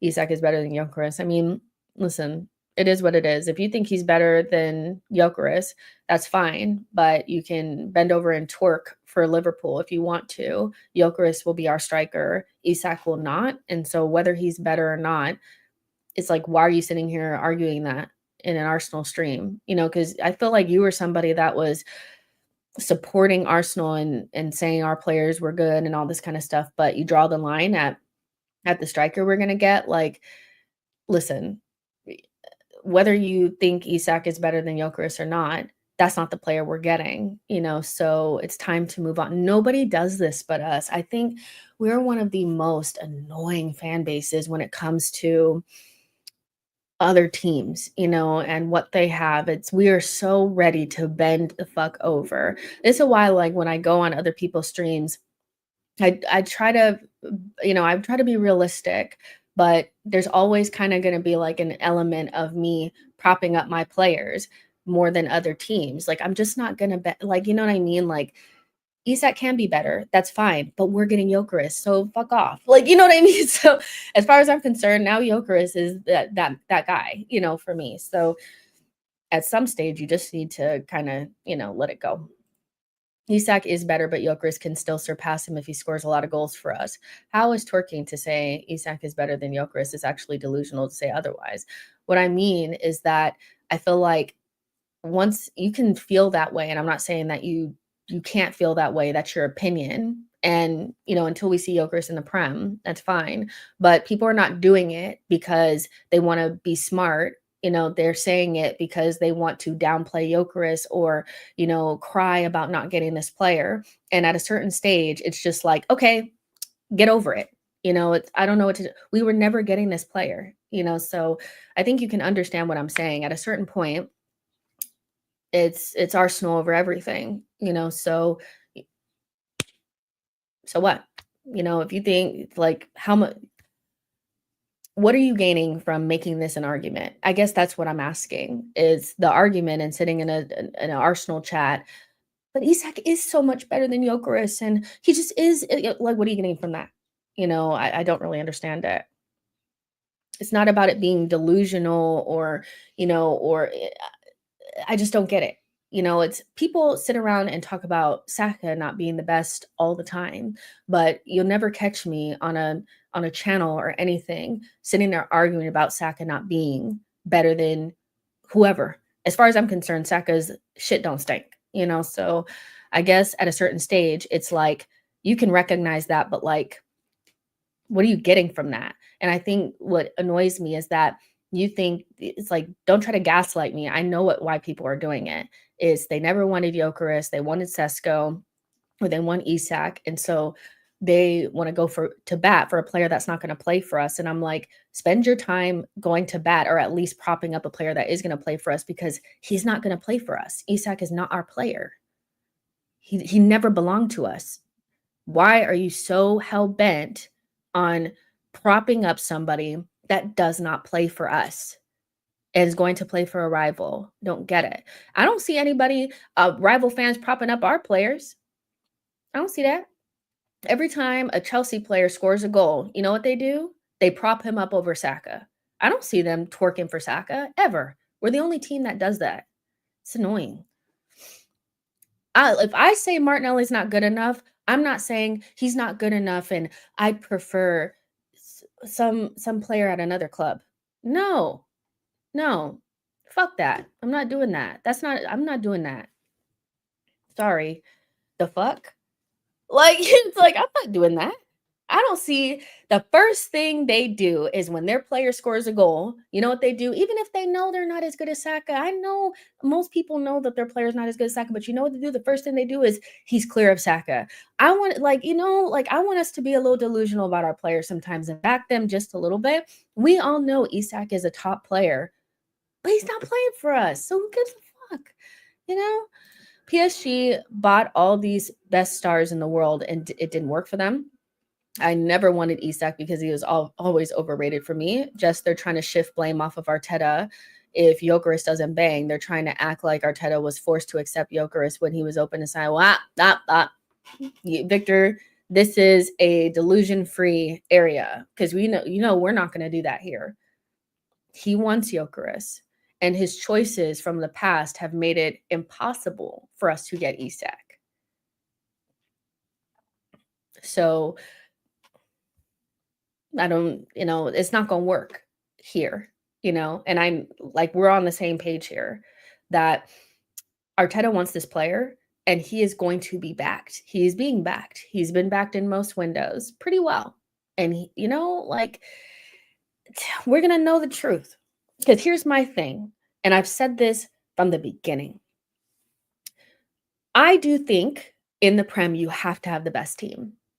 And right now I'm looking at our team and I'm thinking, on paper, even when we do get Eze and Gyökeres, on paper, I don't think we're the best team.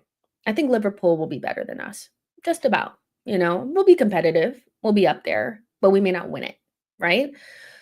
There's 3 other competitions that we could win that do not require us to be the best team. Period. No excuses. Even if you don't win the Prem, you need to win something. And even if you just win a Carabao Cup or FA Cup, it probably still won't be good enough. So I'm not trying to hear that. I'm not trying to hear none of that shit. You get a striker, you get a bagsman, you make that shit work. I want to see us at the very least, if we cannot compete with, in terms of like overtake, a team with Wirtz and Isak in it. I want to see us in the vicinity, because I've seen teams that aren't as good as us creep up on our ass. I've seen it. All they did was put in, good performances while we didn't. I've seen not as good teams as us creep up on us. So we should still be able to creep up on them. I want us in the neighborhood, at the very least. I recognize that a team that's already won with the base that they have, adding an Isak and a Wirtz is very, very, very scary.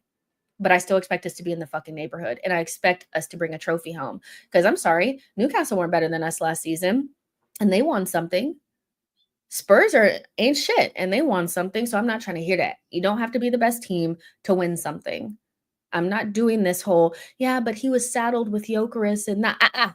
No, I'm not trying to hear that. Because this is the same group of people that will sit there and tell you that we would have won the league had we had everybody fit. And that's pre-Gyökeres. These are the same people that back Havertz to the nth degree. So I'm not trying to hear none of that. You got to win something. You got to win something. Or bring me a Tuchel who can win a cup, even if he doesn't have the best team. It's not like Chelsea didn't win a Champions League against City. Of course, Pep played his role by galaxy braining, but you get what I mean, Let's see. Adolf says, you're right. I'm expecting at least the Prem next season. I'm expecting at least a trophy, and even if he wins a Carabao Cup or an FA Cup, that's still not enough to probably keep his job. But I'm expecting something. I want to celebrate something next season. I feel like in cups, you don't have to be the best team. You don't. You just don't. Sorry. I've watched Manchester United beat City in a final and come home with something. So I'm expecting something. Sorry, don't know what to tell you. You're getting an experienced striker that scores goals. You'll hopefully have Eze as well, so there'll be X factor. You bought Zubi, the prodigal son, somebody that we chased for time. You'll have hopefully a fit Saka. You'll have backup for your fullbacks and your center backs. I'm not trying to hear it. Win something. Or go. Spec your shit. I don't know what to tell you. Let's see. says, I agree. We need to see armpit. Right. We need to see armpits. I want to celebrate something next season. We will count up things at the end of the season and it'll, whether it's good enough or not. But I'm not coming up with nothing next season. If we do, I'm gonna be so pissed. Like, there's just no way, you know? Um, let's see. Not Prem armpits. Well, you can still win the Champions League, can't you?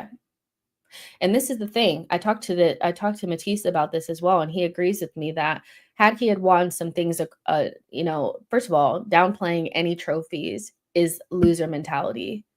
The whole, galaxy brain and narrative around, yeah, but a Carabao Cup, we're bigger fish to fry. Nobody thinks that way but losers. Sorry, hate to break it to you, but only losers think that way. Period. So, yeah, my cam is bugging. I get you. But had he had won things at all, and when I mean won things, I said outside of that FA Cup when he first got here, he wouldn't be under as much pressure as he is now. He had made a single final, made 3 or 4 finals, but, maybe lost, a couple of them.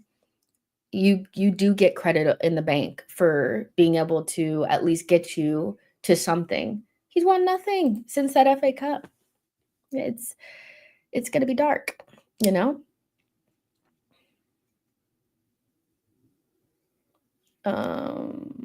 Let's see. I would take a League Cup over nothing, period. This is what I'm saying. People are like, yeah, but if we concentrate on the Carabao Cup, it's gonna take away from the league. Huh? What? So playing decent in a game against Manchester United or Newcastle at home is taking away from what we're doing in the league? Nah. Our levels are so low. Our standards are so low that it's like we can only do one thing at a time. Come on.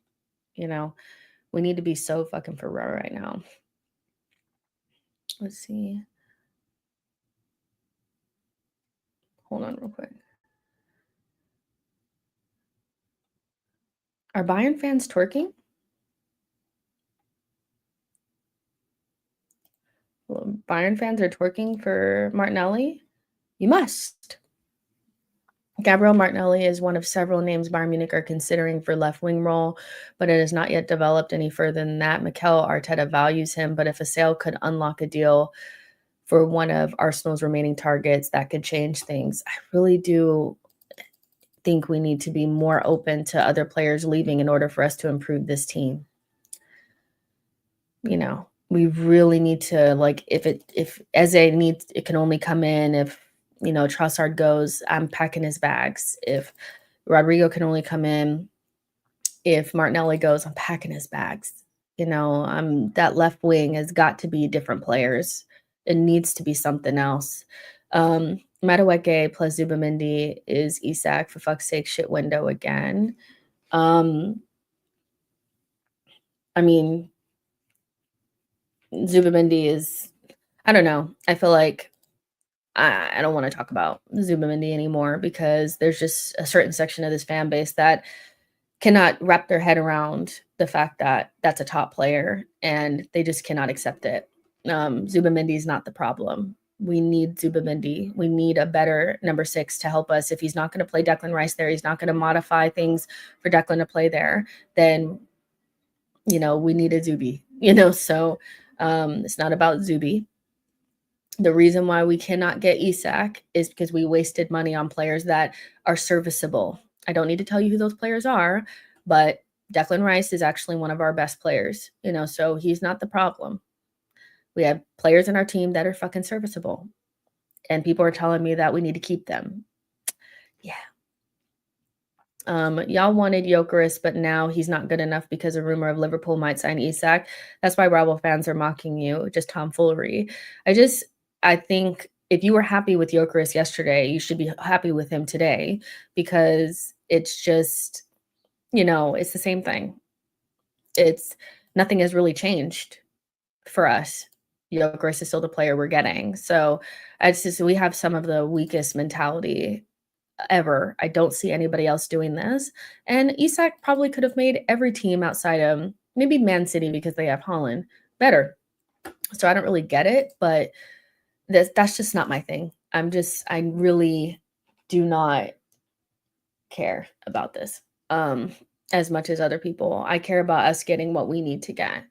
I honestly think if Isak played for us, he would be injured often.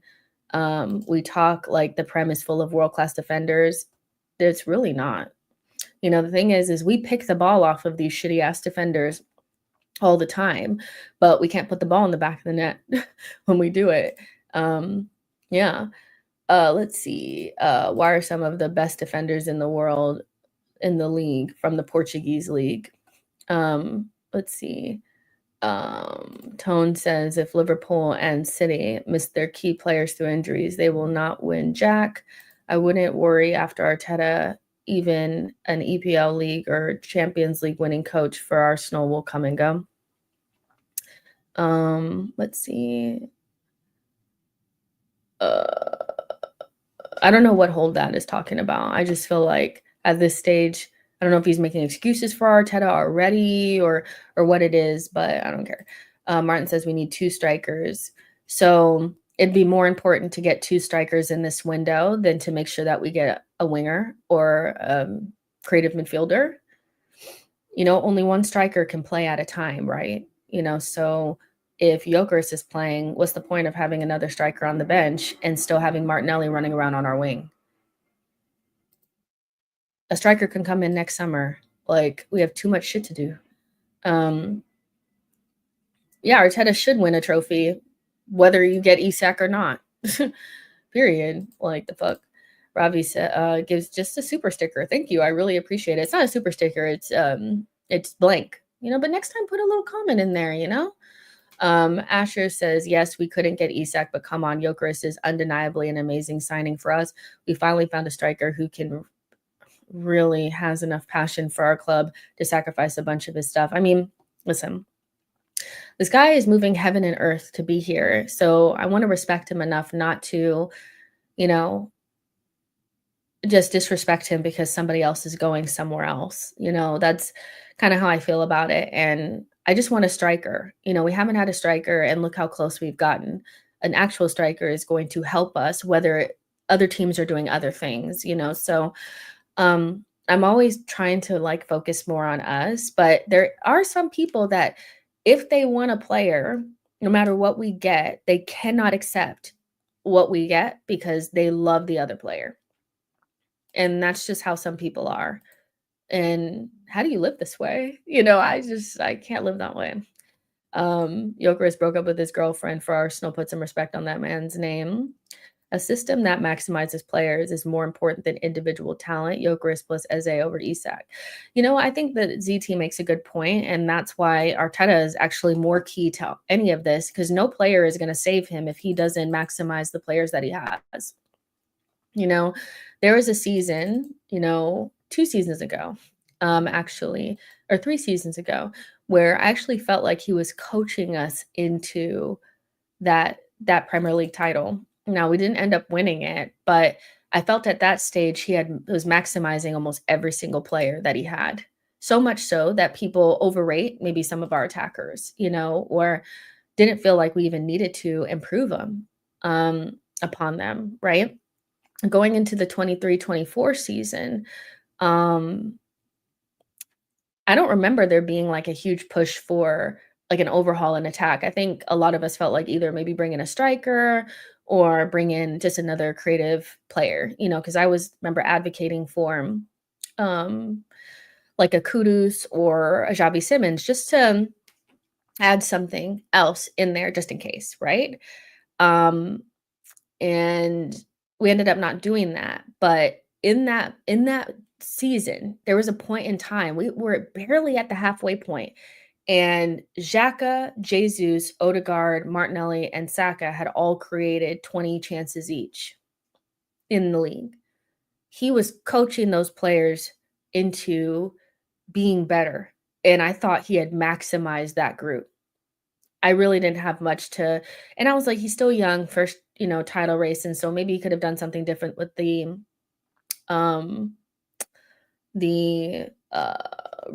what's his name, Rob Holding situation. But outside of that, I was like, he's coaching, he's getting the maximum out. The next season, I felt like he did way less than that, and it ended up working for him at the back end of the season when he went back to basics. But then the season after that, got even worse, because with a couple of injuries, then all of a sudden we couldn't even pass the ball. So it's all about maximizing. And I think, Slot actually said it best that he doesn't not have tactics, but he focuses more on vibes than tactics. Because I think he was saying that he feels like that's more important. Where I think like Arteta's doubled down on data and tactics too much. And when we were vibing, we were a lot closer. That doesn't mean that tactics should not be involved, but you have to find that right balance. And so Arteta needs to figure out how he's going to release some of this pressure on these players and allow them to get up to a different level from his coaching, because no player is just going to save him if he cannot maximize what they're doing on the pitch with his coaching, if that makes sense. So I actually think this is a really good point. And this is why Arteta still, no matter what, is the key to anything. Because if he can't figure out, if he ends up with Martinelli as his left wing, God forbid, but if he ends up and that's the player that's starting, he needs to work on that. We cannot have another season of that Martinelli. We can't. He's going to have to coach him up better, He's going to have to get the most out of all of his players. So, yeah, it's important. He's more important than pretty much any other signing that we get, because if he can't figure out how to get Gyökeres into good positions and he's getting one chance a game, we're going to be fucked, So it's important no matter what. The coaching is so important, and more vibes, less tactics, less data, less focusing on the margins when you're not even playing good football, Let's see. Transfers give the clubs the best chance to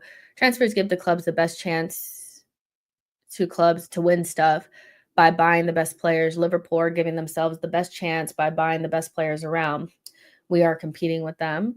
If player is better, then they produce better results. You're dancing away from logic. I'm really not. I'm not dancing away from logic. And the reason why I say that is because look at Slot with the same team that Klopp had, and the latter stages of Klopp, he had that team kind of fighting for top 4. They weren't even in the title race. They were so far away from the title race that we didn't even consider that they would catch us the next season with Slot. All they did was change their manager. Instead of playing Cody Gakpo in whatever position they were playing him in, he got the most out of Cody Gakpo. He didn't even get a DM, so they didn't even buy a player to give him the best chance. He made a top DM from Gravenberch.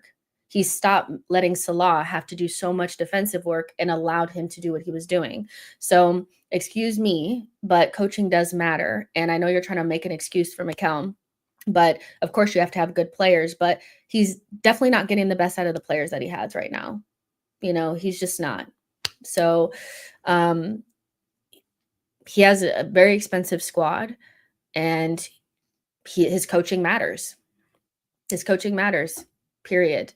So if you want to give him an excuse, do it. But I think the best example is what Klopp was getting from that team the season prior and what Slot was able to get from them. They walked the league, so he didn't even get any players. So of course, coaching matters. And so not getting Isak is not a reason why Arteta is not getting a trophy means like, oh, it's okay. But you've already been clocked. Hold that. You've been clocked multiple times in the chat. Everybody knows what you're doing. You're just trying to make an excuse for Arteta because somebody else is getting Isak, so they are winning it, and we don't. There's no reason not to win no reason that we can win it now. Like, I'm sorry, coaching does matter.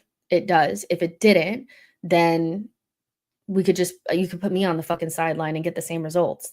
If I start coaching Arsenal, we'll probably get relegated.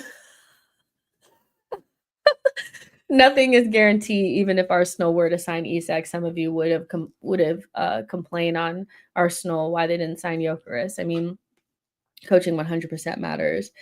Let's see. As I said earlier, the best players adapt to their managers, and the best managers adapt to their players in turn, creating a system to get the best out of them. I just feel like taking Isak out of the equation because he was never in the equation to begin with and should not impact our reasoning for, like, it shouldn't impact that much how we feel about what our season should be. The holes that we had in our squad, if those get taken care of, then we should feel like Arteta has the tools to get to where he wants to be. If not, then we have the wrong coach. Like, I don't know what to tell y'all. Arteta must be sacked if he doesn't get us over the line, regardless of who we sign this summer. Just for our Arsenal coach, let's get her paid. Listen, I'll stand up there, but I just know I'll lose my head. I just know if I coach Arsenal, I would lose my head. I would be sent off. Like, I just don't have the temperament to stand on the sideline and watch somebody run out the end line, and I would just be like, "What the fuck?" Like, my dad is like that. He coached one of my rec teams, and he took the clipboard because we were playing like ass. Like, we were so bad. I think we were losing like 6-0, and we conceded another goal. My dad had the clipboard, and he slammed it down. Mind you, we're 8, and he slams the clipboard down. I have that exact same temperament. It's just not for me. I'm sorry. I don't have the temperament for it. I'm getting sent off. Like, it's just not good and I think I would just tell the players to just do what they feel, whatever you think is best, because I'm not going to have the tactics for it. Like, come on, but yeah, my attitude is horrible. Isak is a player that thrives at an underdog team. I mean, he might thrive at Liverpool. I don't want to say that. I feel like I think he'll do well there, to be honest. Because I also think Slot is a really good manager, so he's going to get the most out of him. Arteta could get more out of what we have, and with a striker and like an Eze and stuff like that, I feel like Arteta should be able to do well as well. So, I do think Arteta is a good coach. I just think he's gone off the boil. I don't know if he could bring it back, though. Heinze will get at least 3 reds. What is he about to bring? Because I just think he's bringing drama. What's he going to bring but drama? Because if they don't like the set piece coach, who doesn't even, I mean, he has gotten involved with some bullshit here or there, but for the most part, he just stands up there and like coaches the set pieces. And, he is Gary Neville's he stands on that. Like, that is his hill to die on, is that our set piece coach is the worst person ever. Not Jason Tyndall or whatever his name is. He's fine. But our set piece coach, who does a really good job, is all of a sudden like the worst thing ever. He is going to hate Heinze. He is going to despise that man. If you like Arteta, like, you just brought in they dislike you.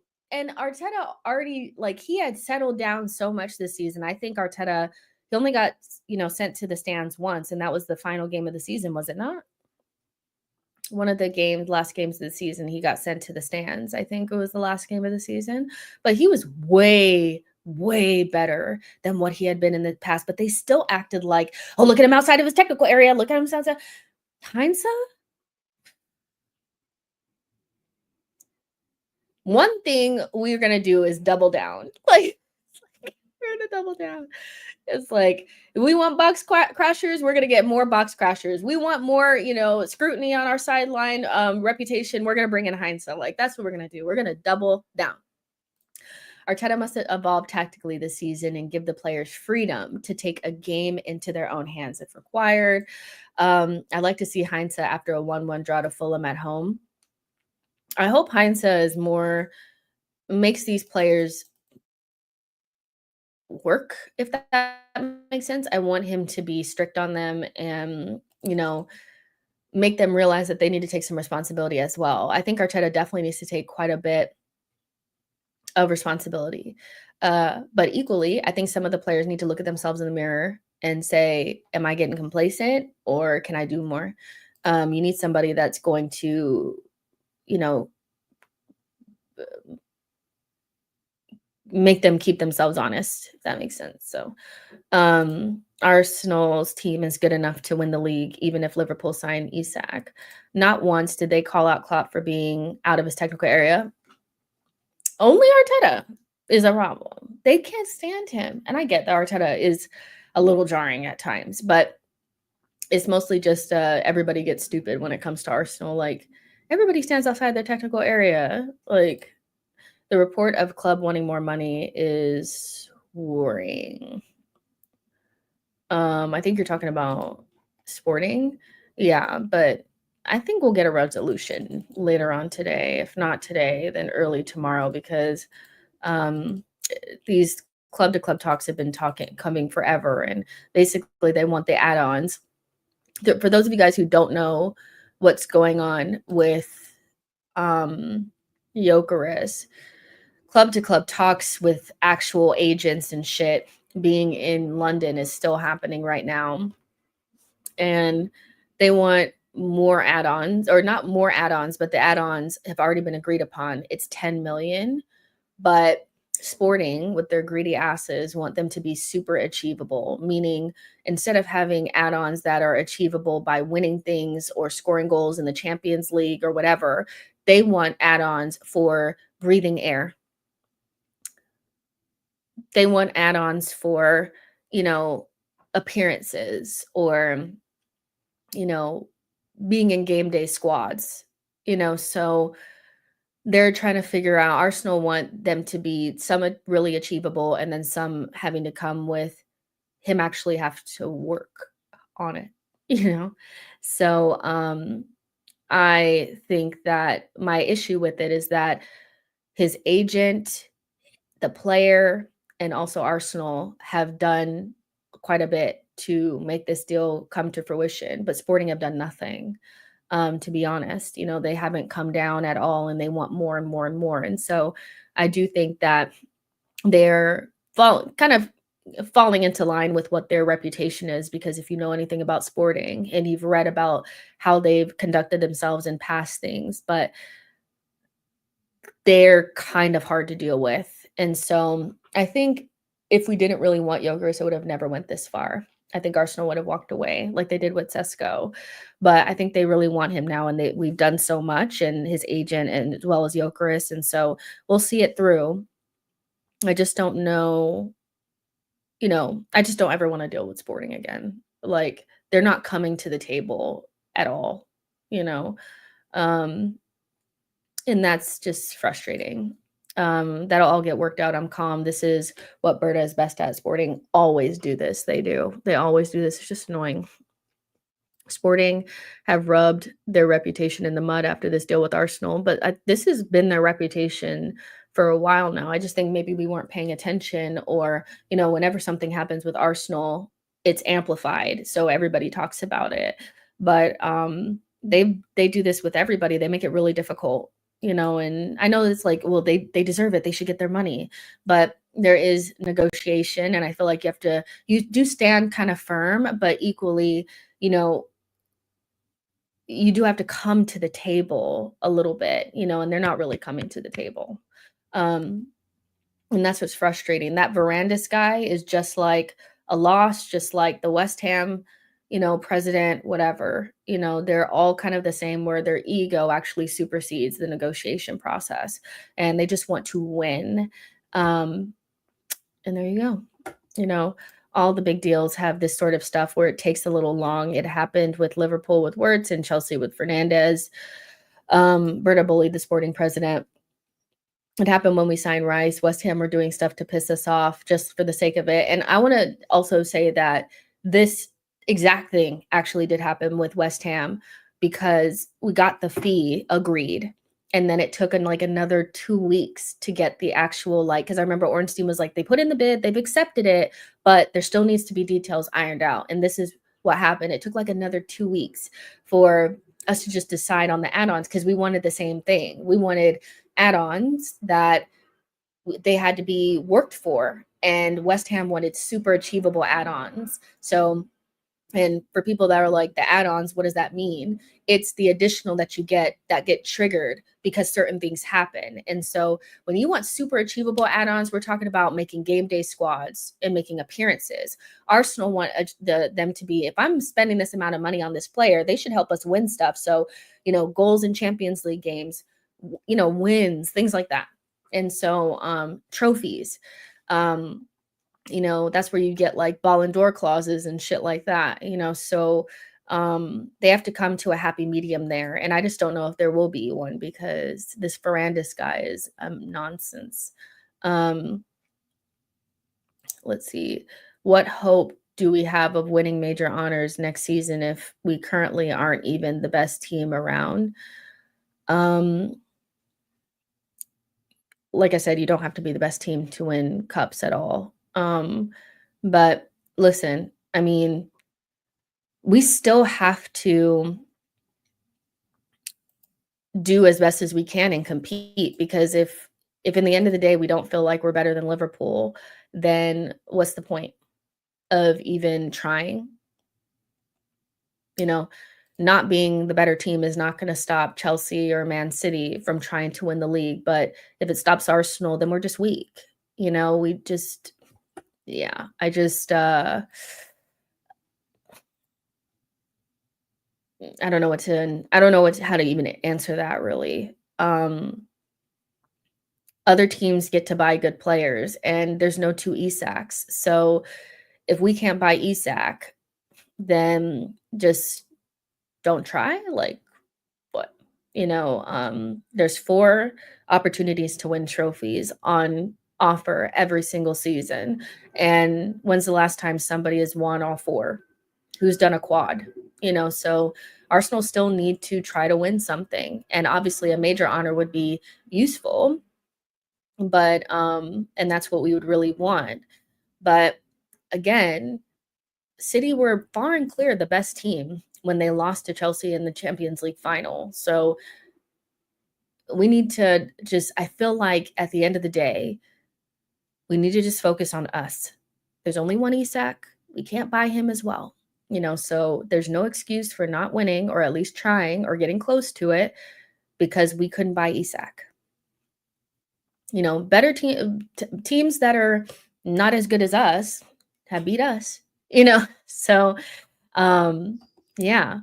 And even if you don't want to use the Champions League thing, Newcastle are not a better team than us, and they won the Carabao Cup. So there's plenty of examples where Crystal Palace, they beat City in a final and won the FA Cup. So even if you don't want to use that example,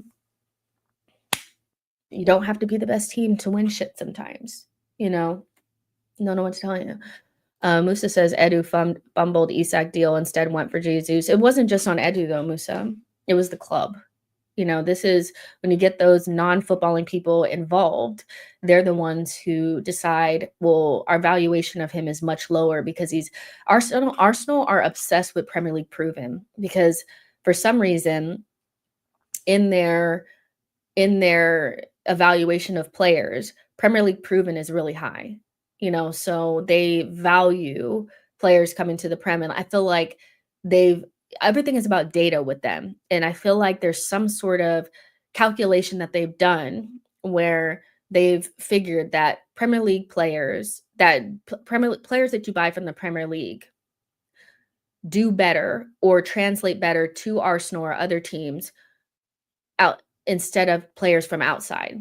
And so instead of taking the risk because they don't have great scouts and they don't utilize their eye test, they'd rather use data. And the data probably says that, it's a high risk to pay this amount for a player that plays outside the Prem. But that's where like I said, that's where your scouts and stuff come in. And that's where that gut feeling from football people comes in. But when you have money people and lawyers involved, they don't do eye test. They don't do feeling. They don't do gut feeling. They do risk analysis, numbers, metrics, and data. And so the data said, and this wasn't just an Edu thing. The club decided, go back to what Ornstein said. There was reports on this. The club decided, which means this is Tim Lewis and these guys, that they didn't trust that player would translate to the Prem. They'd rather somebody else do the development and take the risk, and then we'd come in for them later, right? And they're too stupid to understand, no offense to them, but they're too stupid to understand that once a player bangs in the Prem and they are in European competition, we're talking about paying upwards of 60 million, 70 million for that player. You're not going to play the same amount. You're playing double now, right? And so it's not just Edu that made that mistake. That was the club that decided that. Edu is not the only person that decides whether or not we go in for a player. Tim Lewis and Garlic and Arteta and Edu and all of them are deciding. They all need to be unanimous. And they believe Premier League proven is so important, which is why we buy so many Premier League players because they don't want to take a risk. They'd rather pay more for a Premier League player, than take a risk on somebody else. This is why you end up with Madueke instead of Akliouche. Akliouche is a risk coming from France, so especially if they're going to play the same amount or pay the same amount, so it's not just on Edu, and this is why it's there's never just one person to blame for things. And yeah, Edu was holding us back in terms of I think his reach and his ability to close deals and come up with solutions. I think that's where he was holding us back, but the club made the decision not to go for Isak. Look at how many Premier League deals we do. Look at how many players we have in our team that are from the Prem. Tell me that doesn't matter to the club more than eye test and talent. They don't give a fuck. They just want to make sure that it doesn't fail. They were burnt by Pepe. I totally see that as being a reason why we steer away from outside, unless they know for fact it's going to bang, right? And it's hard to know, especially with attackers. I feel like defenders are different, but attackers, it's hot. Like, look at how many flops have come from other leagues. So Arsenal look at that and they get scared. But I want my club to take more risks and not just let one bad experience burn them, you know? Um, so, it is what it is with the Isak thing. Um, but yeah, there's been a lot of flops, but there's also been some successes. And I think this is why we're trying to keep the fee down for Gyökeres. They would never pay 100 million for Gyökeres, ever. Though they would only probably pay that amount for Isak, but that money is not available because they have to do so much shit. Oh, and also they wasted money on Havertz and Marino, so there's that. I'm more worried about sales, to be honest. I can't get my mind off of the Rodrygo as an Arsenal player. It needs to happen. Another problem we had to address last season was the bad referee choices last season. More people thought Madrid would win the league last season after coming off of an insane 23-24 season.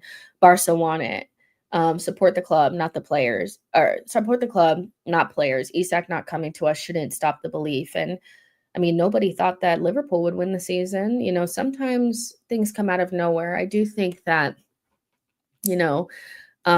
we still need more, I think, to I want to get to a point where I feel like we can win it. There's no guarantees. And I think some Arsenal fans feel like there's guarantees. If you buy this player, it's guaranteed for us to win. I don't think there's any guarantees in life. I think you have to give yourself the best chance and make it so that it's possible. It's possible that anybody can win the league, but you have better probability. And we know that, most likely Leeds are not going to win the league, but we need to get to a position where we feel like we can. Is it a certainty? We don't know, and with a striker and Eze, a winger potentially, hopefully, a fit Saka, a good midfield, Zubi coming in, backup for our defenders and that top quality defense that we already have. I'm feeling like we can win something. Will we? We don't know. We don't know. There's no certainties ever. But I'm telling you, Liverpool are making it even harder. I do think this season we're going to have to get into those 90s. I do. I don't think the other teams are going to be able to keep up enough. I don't think they'll be nicking points off of us as much. When I look at the teams that are doing the most business, it's us. It's Liverpool, it's City, it's Chelsea and Arsenal. I think that gap is going to be pretty significant. And those mid-table teams that were taking points off of us, it's not going to happen. I really do think it's going to go into the 90s this season. I just don't see any one of those top four. I actually think the top 5 is set. So, yeah. I don't know who this is. I don't know who Mozambique is. Who the fuck is that? Who is that? I wish I knew who that is. I need to hear somebody reliable saying it. But who is that? Most something. Um I need it to be like a Swedish person or a Portuguese person or somebody that we know. Um oh, here it is. Who is this? Oh, here we go. Oh, this is coming from AS. Okay, okay, that's much better. That's okay, so that's who it is. Mustafa Ozer, something, something. I don't know. Um, deal almost closed. Player to travel on Friday. Friday is like they just barely made that bitch. You know, they really strung this shit along. After much back and forth, Jokeris is very close to becoming an Arsenal player. After a few days, the deal collapsed. Then the parties came closer. The deal never collapsed, buddy. Came closer to a point of finalizing the transfer. Hours of high tension nearly led to the fall of Jokeris signing, a soap opera that finally seems to have been ending after a brief stalemate. He's not Hungarian. Well, I think he is Hungarian, actually. Let me stop. Yeah, he is Hungarian with a Swedish passport. He's right. Is set to become a major signing, blah, blah, blah. And a series of easy to meet. So we bent over. That's what he's saying. We bent over. If this is correct, we bent over in the end. But that was the only way that we would get it done anyway. There is no way that we were going to, because they were just, no, we want achievable add-ons. No, we want. At a certain point, you just have to give up. Fuck it. But if this is true, then we'll get our here we go soon, hopefully. I saw that somebody, one of those in the know, said that we would get an update tonight, and he's okay, kind of a reliable, like not hand of Arsenal. So hopefully it happens. I'm so tired of this one, you know. And Chris says, "Sporting always get their piece of ass. Nothing new." Sporting, okay. Also, Arteta wants him for preseason, which is important. When the agent is taking 80%, you better believe that Joker's deal was about to collapse. Fuck it, bend over. It's like we're so funny. We're so funny. I actually love our community so much because we're actually we have so many comedians. Like, I laugh so hard at some of your guys' comments. It's like, just fuck it, bend over. Like, we just need to get it done. Tube Treasure says Isak isn't going to Liverpool. Newcastle fans would riot if they sold, and Howe would be under pressure. Cut the shit. You guys, like, what is it? Newcastle fans are going to do nothing. They're not going to do nothing. They'll be frustrated, but they're not going to do anything. What are they going to do? You know, they'll sell Isak, buy Ekatike, and they'll forget it all. Nothing's going to happen. Let's be real. It is what it is.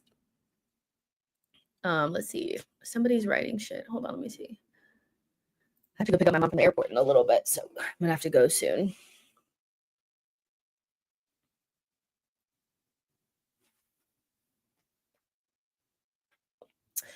I think Berta will go in for Isak. Jokeris isn't done yet. Nope. I'm pretty sure we're getting Jokeris. Crap, Isak is going this window. It's all BS. If we bend over, it kind of proves sporting directors are overrated as fuck. It's not about them, but how much money we can spend. What you saying, Jess? About what? What am I saying about what, Anthony? But the only way it's getting done today is if we bend over. You know, I'm just being real. You know, I just think sporting they're so desperate. 133,000 pounds a week. If that's real, that's a great wage. Again, the fee and the wages are not prohibitive for us to do anything. The two players that we need to move on in order to get big signings in again is Havertz and Jesus. They're on too big of wages. They're highest earners and neither one of them are starters. So they would need to be moved on, you know, next summer, and then we can go and get more attackers. That's important.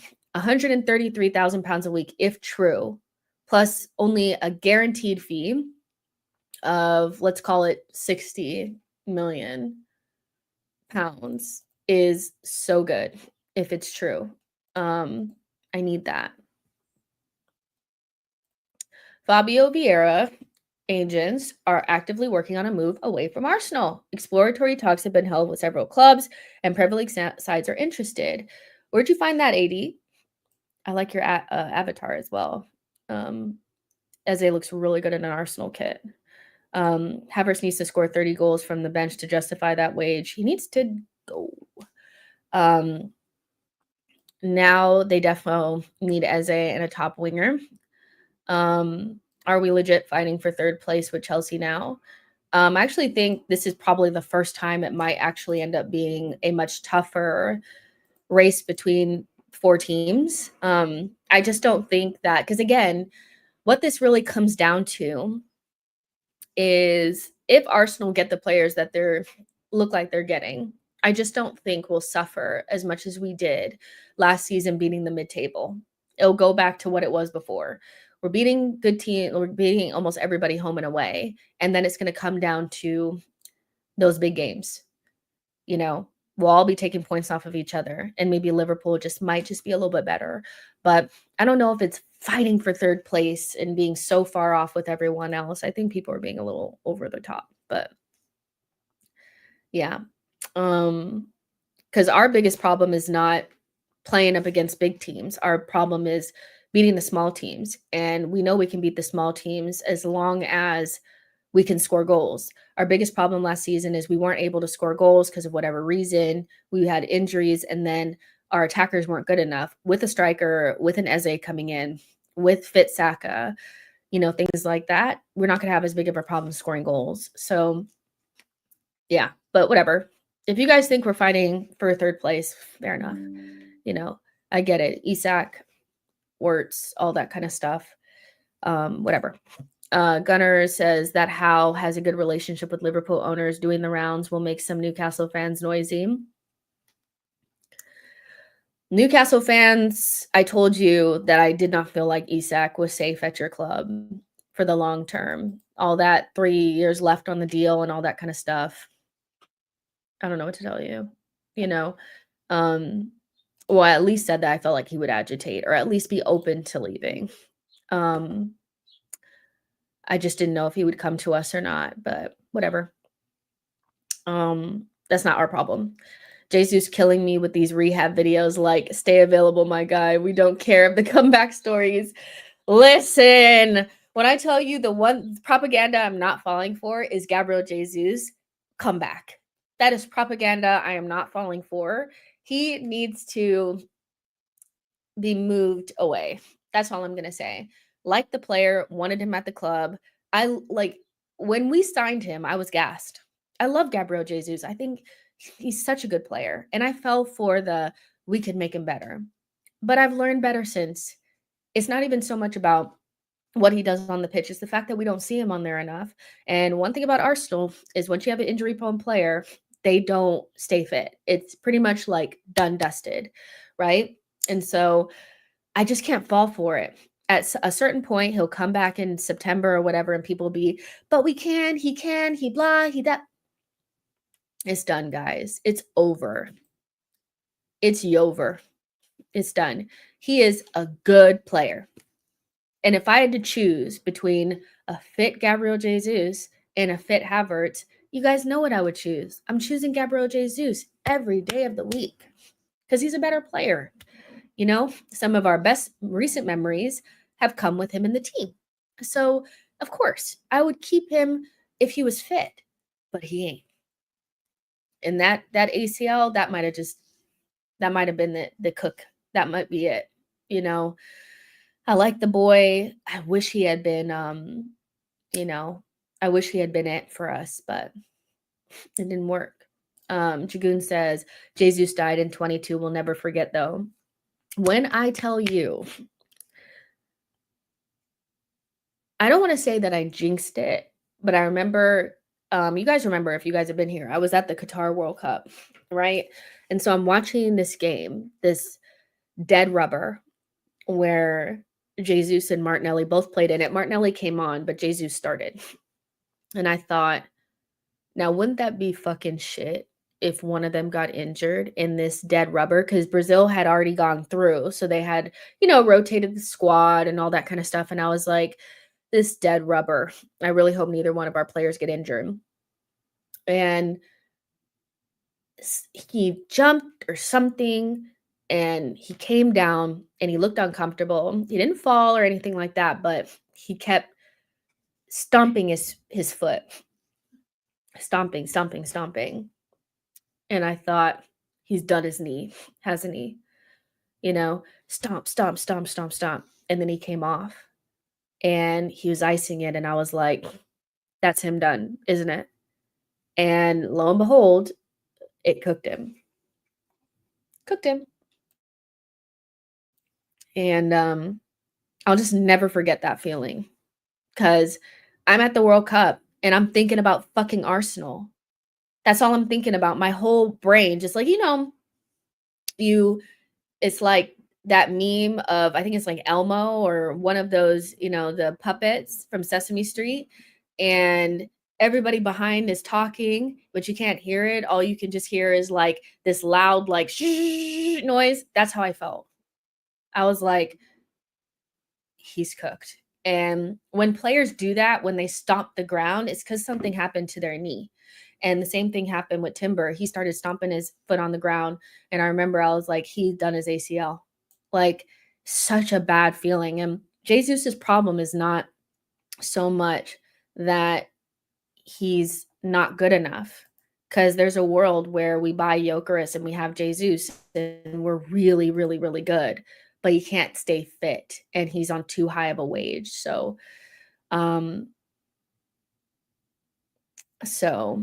yeah. Just waiting on somebody else, like, a little bit more, like, getting more confirmation on this too. But I have seen the AS putting out that report that we've done it, and that he'll travel to do his medical on Friday, which is cutting it real close, but it needed to get done today because tomorrow is obviously Wednesday, and then the next day is Thursday. So yeah. Just they're saying some people are Jokeris agreement is reached. Yeah, I saw that. It's from ASDREO or whatever it's called, and then this other like Turkish journalist, I want to say. So like, of course, just waiting on Fabrizio or somebody. I'm sure he's fact checking it now so that he can put something out. As he said earlier, every hour counts. When he was saying every hour counts, I'm thinking it's coming to a conclusion. It's just really tense, and I'm just going to say this. Watch who you get information from. Watch who you get information from. There are some people, especially in this fan base, that are rage baiters and only care about making Arsenal fans freak out. And Fabrizio Romano did a video earlier talking about the Jokeris thing and saying that it was tense, but the negotiations were still on. Every hour counted. Basically, there's nothing to worry about, but there's still work to be done. And one person, the African Gooner, who came on this channel, actually reported it fully with everything that said that the deal was still on. Somebody else reported it and took all that stuff out in the midst of the Isak news. And I was like, this is why he's not an aggregator. He's a rage baiter. You're not really giving Arsenal the information. You are setting a narrative based on clipping certain things out. And I just feel like Arsenal fans deserve the full picture because a lot of Arsenal fans only get the news from other Arsenal fans. They don't actually follow these other, people.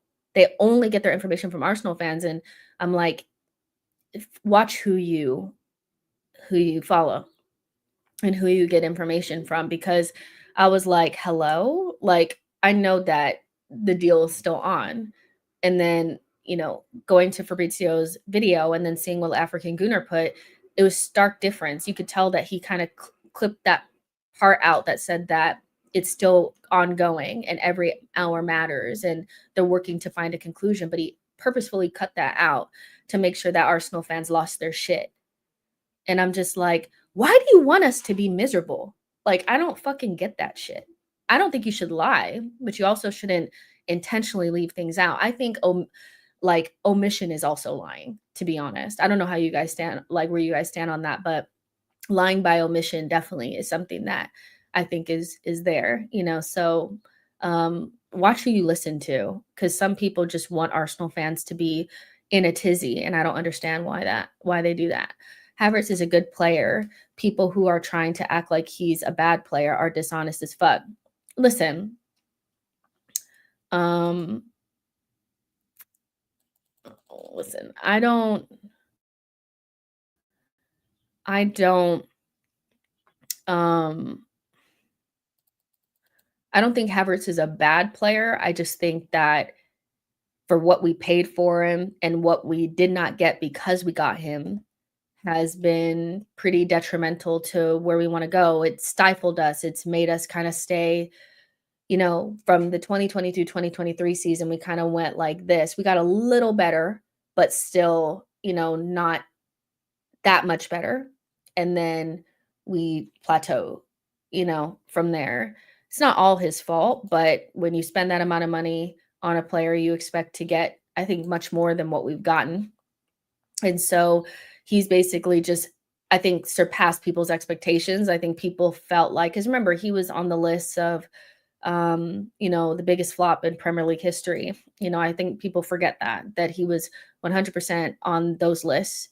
Because they signed him for, Chelsea signed him for like 70 million or something like that, and he didn't work out for them. And so I think people thought that he was going to be really bad, especially like the way he started was pretty bad. We don't need when we first well, this is what I'm saying. It's like all self-inflicted. When you just miss out on a title, the last thing you need to do is bring in a player that needs a lot of TLC and a lot of, you know, care and time to get up to a certain standard. And so he was really poor when he first got here, and then he got better once we put him up front. Essentially, that's what happened, you guys. He was okay in midfield at a certain stage, but really it was when he went up front. So he went from not good, basically, to serviceable. And we also hit a nice little stride with him in the team during that time. And because he wasn't as bad as we thought, people are now like, but he's good. I don't know if I think that he's made us better or he's been that good. I just think he's not as bad as he was when he first got here, and he's serviceable. Kind of like Marino. Marino's serviceable. But when it really comes down to it, we need to upgrade on both of them still. So we're upgrading on Havertz with Gyökeres, and we want to upgrade on Marino with Eze. I think, to be honest, like, it just speaks for itself, so he wasn't it's not all on Havertz, obviously, but I don't think that he's helped us that much, to be honest. He's made us different, instead of having to rely upon Jesus coming deeper and, picking up the ball and, he could be more stationary and kind of hit crosses. But ultimately, I don't think we're that much better than we were in 22-23. We're just mostly different.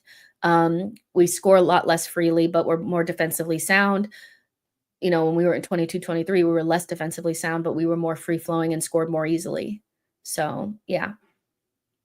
Blessing says, we want to upgrade Marino with Eze, just doesn't sound right, but it's the truth, So, basically, Eze, also he can play on the wing, but Ornstein has said multiple times that he's coming in to play 8-10. He's a left-sided player, so who is he coming in to just, you're not going to bring in Eze, and Marino's still going to be starting in that position over him if Rice is not playing there.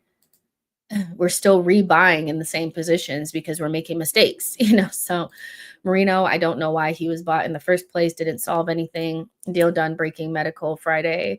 I'm still waiting, Errol. I see it. I see that. I'm still waiting on Fabrizio or Ornstein or somebody to kind of back that report. Not that I'm saying that AS is a bad source at all, but you just want to see maybe somebody a little bit more reliable, before we start celebrating. But, maybe it is the case that it's broken tonight, and I think it has to because I just don't think that they're gonna stay here in England for I'm not even in England, bitch, like, what am I talking about? Stay in England, for more days, it should be able to be decided in a little bit, you know? So, yeah, that's all I'm saying. I do think it's gonna get done, so it's just may not be on our timing. Um, so yeah. Um, Marino sweetened the deal for Zubimendi, could be as simple as that. Could be. You mean London, Jess? Yeah, I do mean London. Um, Sandil says there's just no way we win the league with players like Martinelli and Havertz on the team. No way. Um, well, I mean, if they're not starters, yeah. I think both Havertz and Martinelli are okay. Um, okay, squad players. They just shouldn't be starters, you know. Um, they need replacing in that starting 11. Like a front line of Martinelli, Saka, and Havertz is not winning you the league. It's just not. They're not going to score when you need them to score. Meaning like, against Aston Villa when we need to win the league, because basically I think both title races this past season and the season prior kind of came down to like one or two games where we needed to score and we drew a blank. And this past season it was West Ham. Once we lost to West Ham at home and could not score a goal against them at home, it was over pretty much from there because the title race actually ended a lot earlier this last season than it did the one prior. The season prior, it was actually Aston Villa, but we were in the midst of it was in between those Bayern games. So it always kind of came down to one game at home where we just could not score a goal. And we should never be in a situation where we don't score at home. We shouldn't. Away from home, I understand a lot more when we're away from home. Sometimes you don't score. But at home, and, like, the one this season was against West Ham, and they were so bad, but we still couldn't beat them. We couldn't even score, So that's the thing is the Martinellis and the Havertz and these guys are kinda gonna leave you wanting in those situations. We really need, players that are not scared in the big moments. Sunderland are not messing around in this window, fair play. Why are we acting like Havertz is Broly now? This guy better put a prime Drogba performances after all this hype. He doesn't need to. He just needs to be serviceable for people to accept the signing or, you know, to gas the signing. He just needs to be able to at least just, pass the ball here and there, score a goal against Brentford. There's no expectation. There's no expectation. Marino was amazing last season. Imagine what Gyökeres will do. Oh my god. Xhaka to Sunderland is heating up. What? Huh? What are you saying?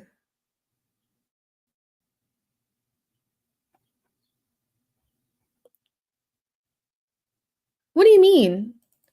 Xhaka going to Sunderland. What do you mean by that?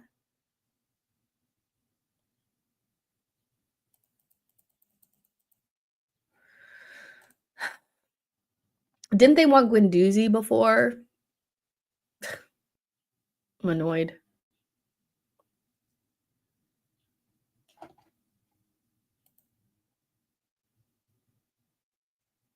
What? No way. Whatever. Havertz was one of the reasons Arsenal beat PSG. I mean, if that's what you believe, that he's one of the reasons he scored a goal. Yeah. Um, sure. He's one of the reasons. Blessing says, just come on now. Come on now, what?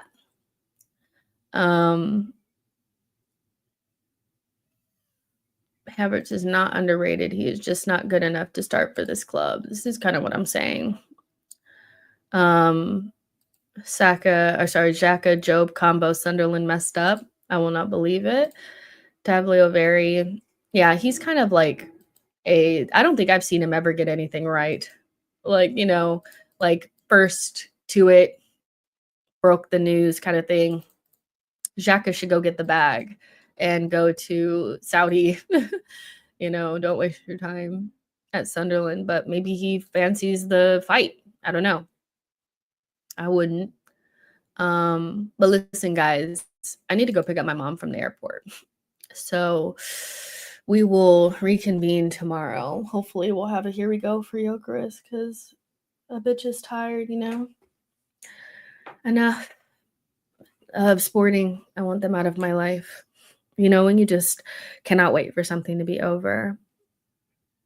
Yeah, I'm tired. And I know you guys are too, but hopefully this was an interesting conversation. I think a lot of people made good points, and I do understand, if you were kind of really wanting Isak, that this would be Sting, him going to a rival potentially, but ultimately I do kind of stand on feeling like if we get what we want and we're supposed to get, then we'll be right in the mix. Of course, getting a Wirtz and an Isak definitely is like very impressive, but like I said, I don't see City and Chelsea fans panicking the way we are. And I think it's just because some of our fans have an unnatural kind of obsession with a player that does not belong to us and never really seemed close to coming to us once he hit the Premier League. So yeah. But hopefully we get an actual here we go from somebody reliable soon, today, if not tomorrow. And then we'll chit chat about it more. And if we do end up signing Jokeris, I hope that we put all of our energy behind this player that actually really wants to come to us and stop twerking for somebody who didn't even give us a second look. Like and subscribe on your way out, and I'll talk to you guys in the next one. Bye, guys.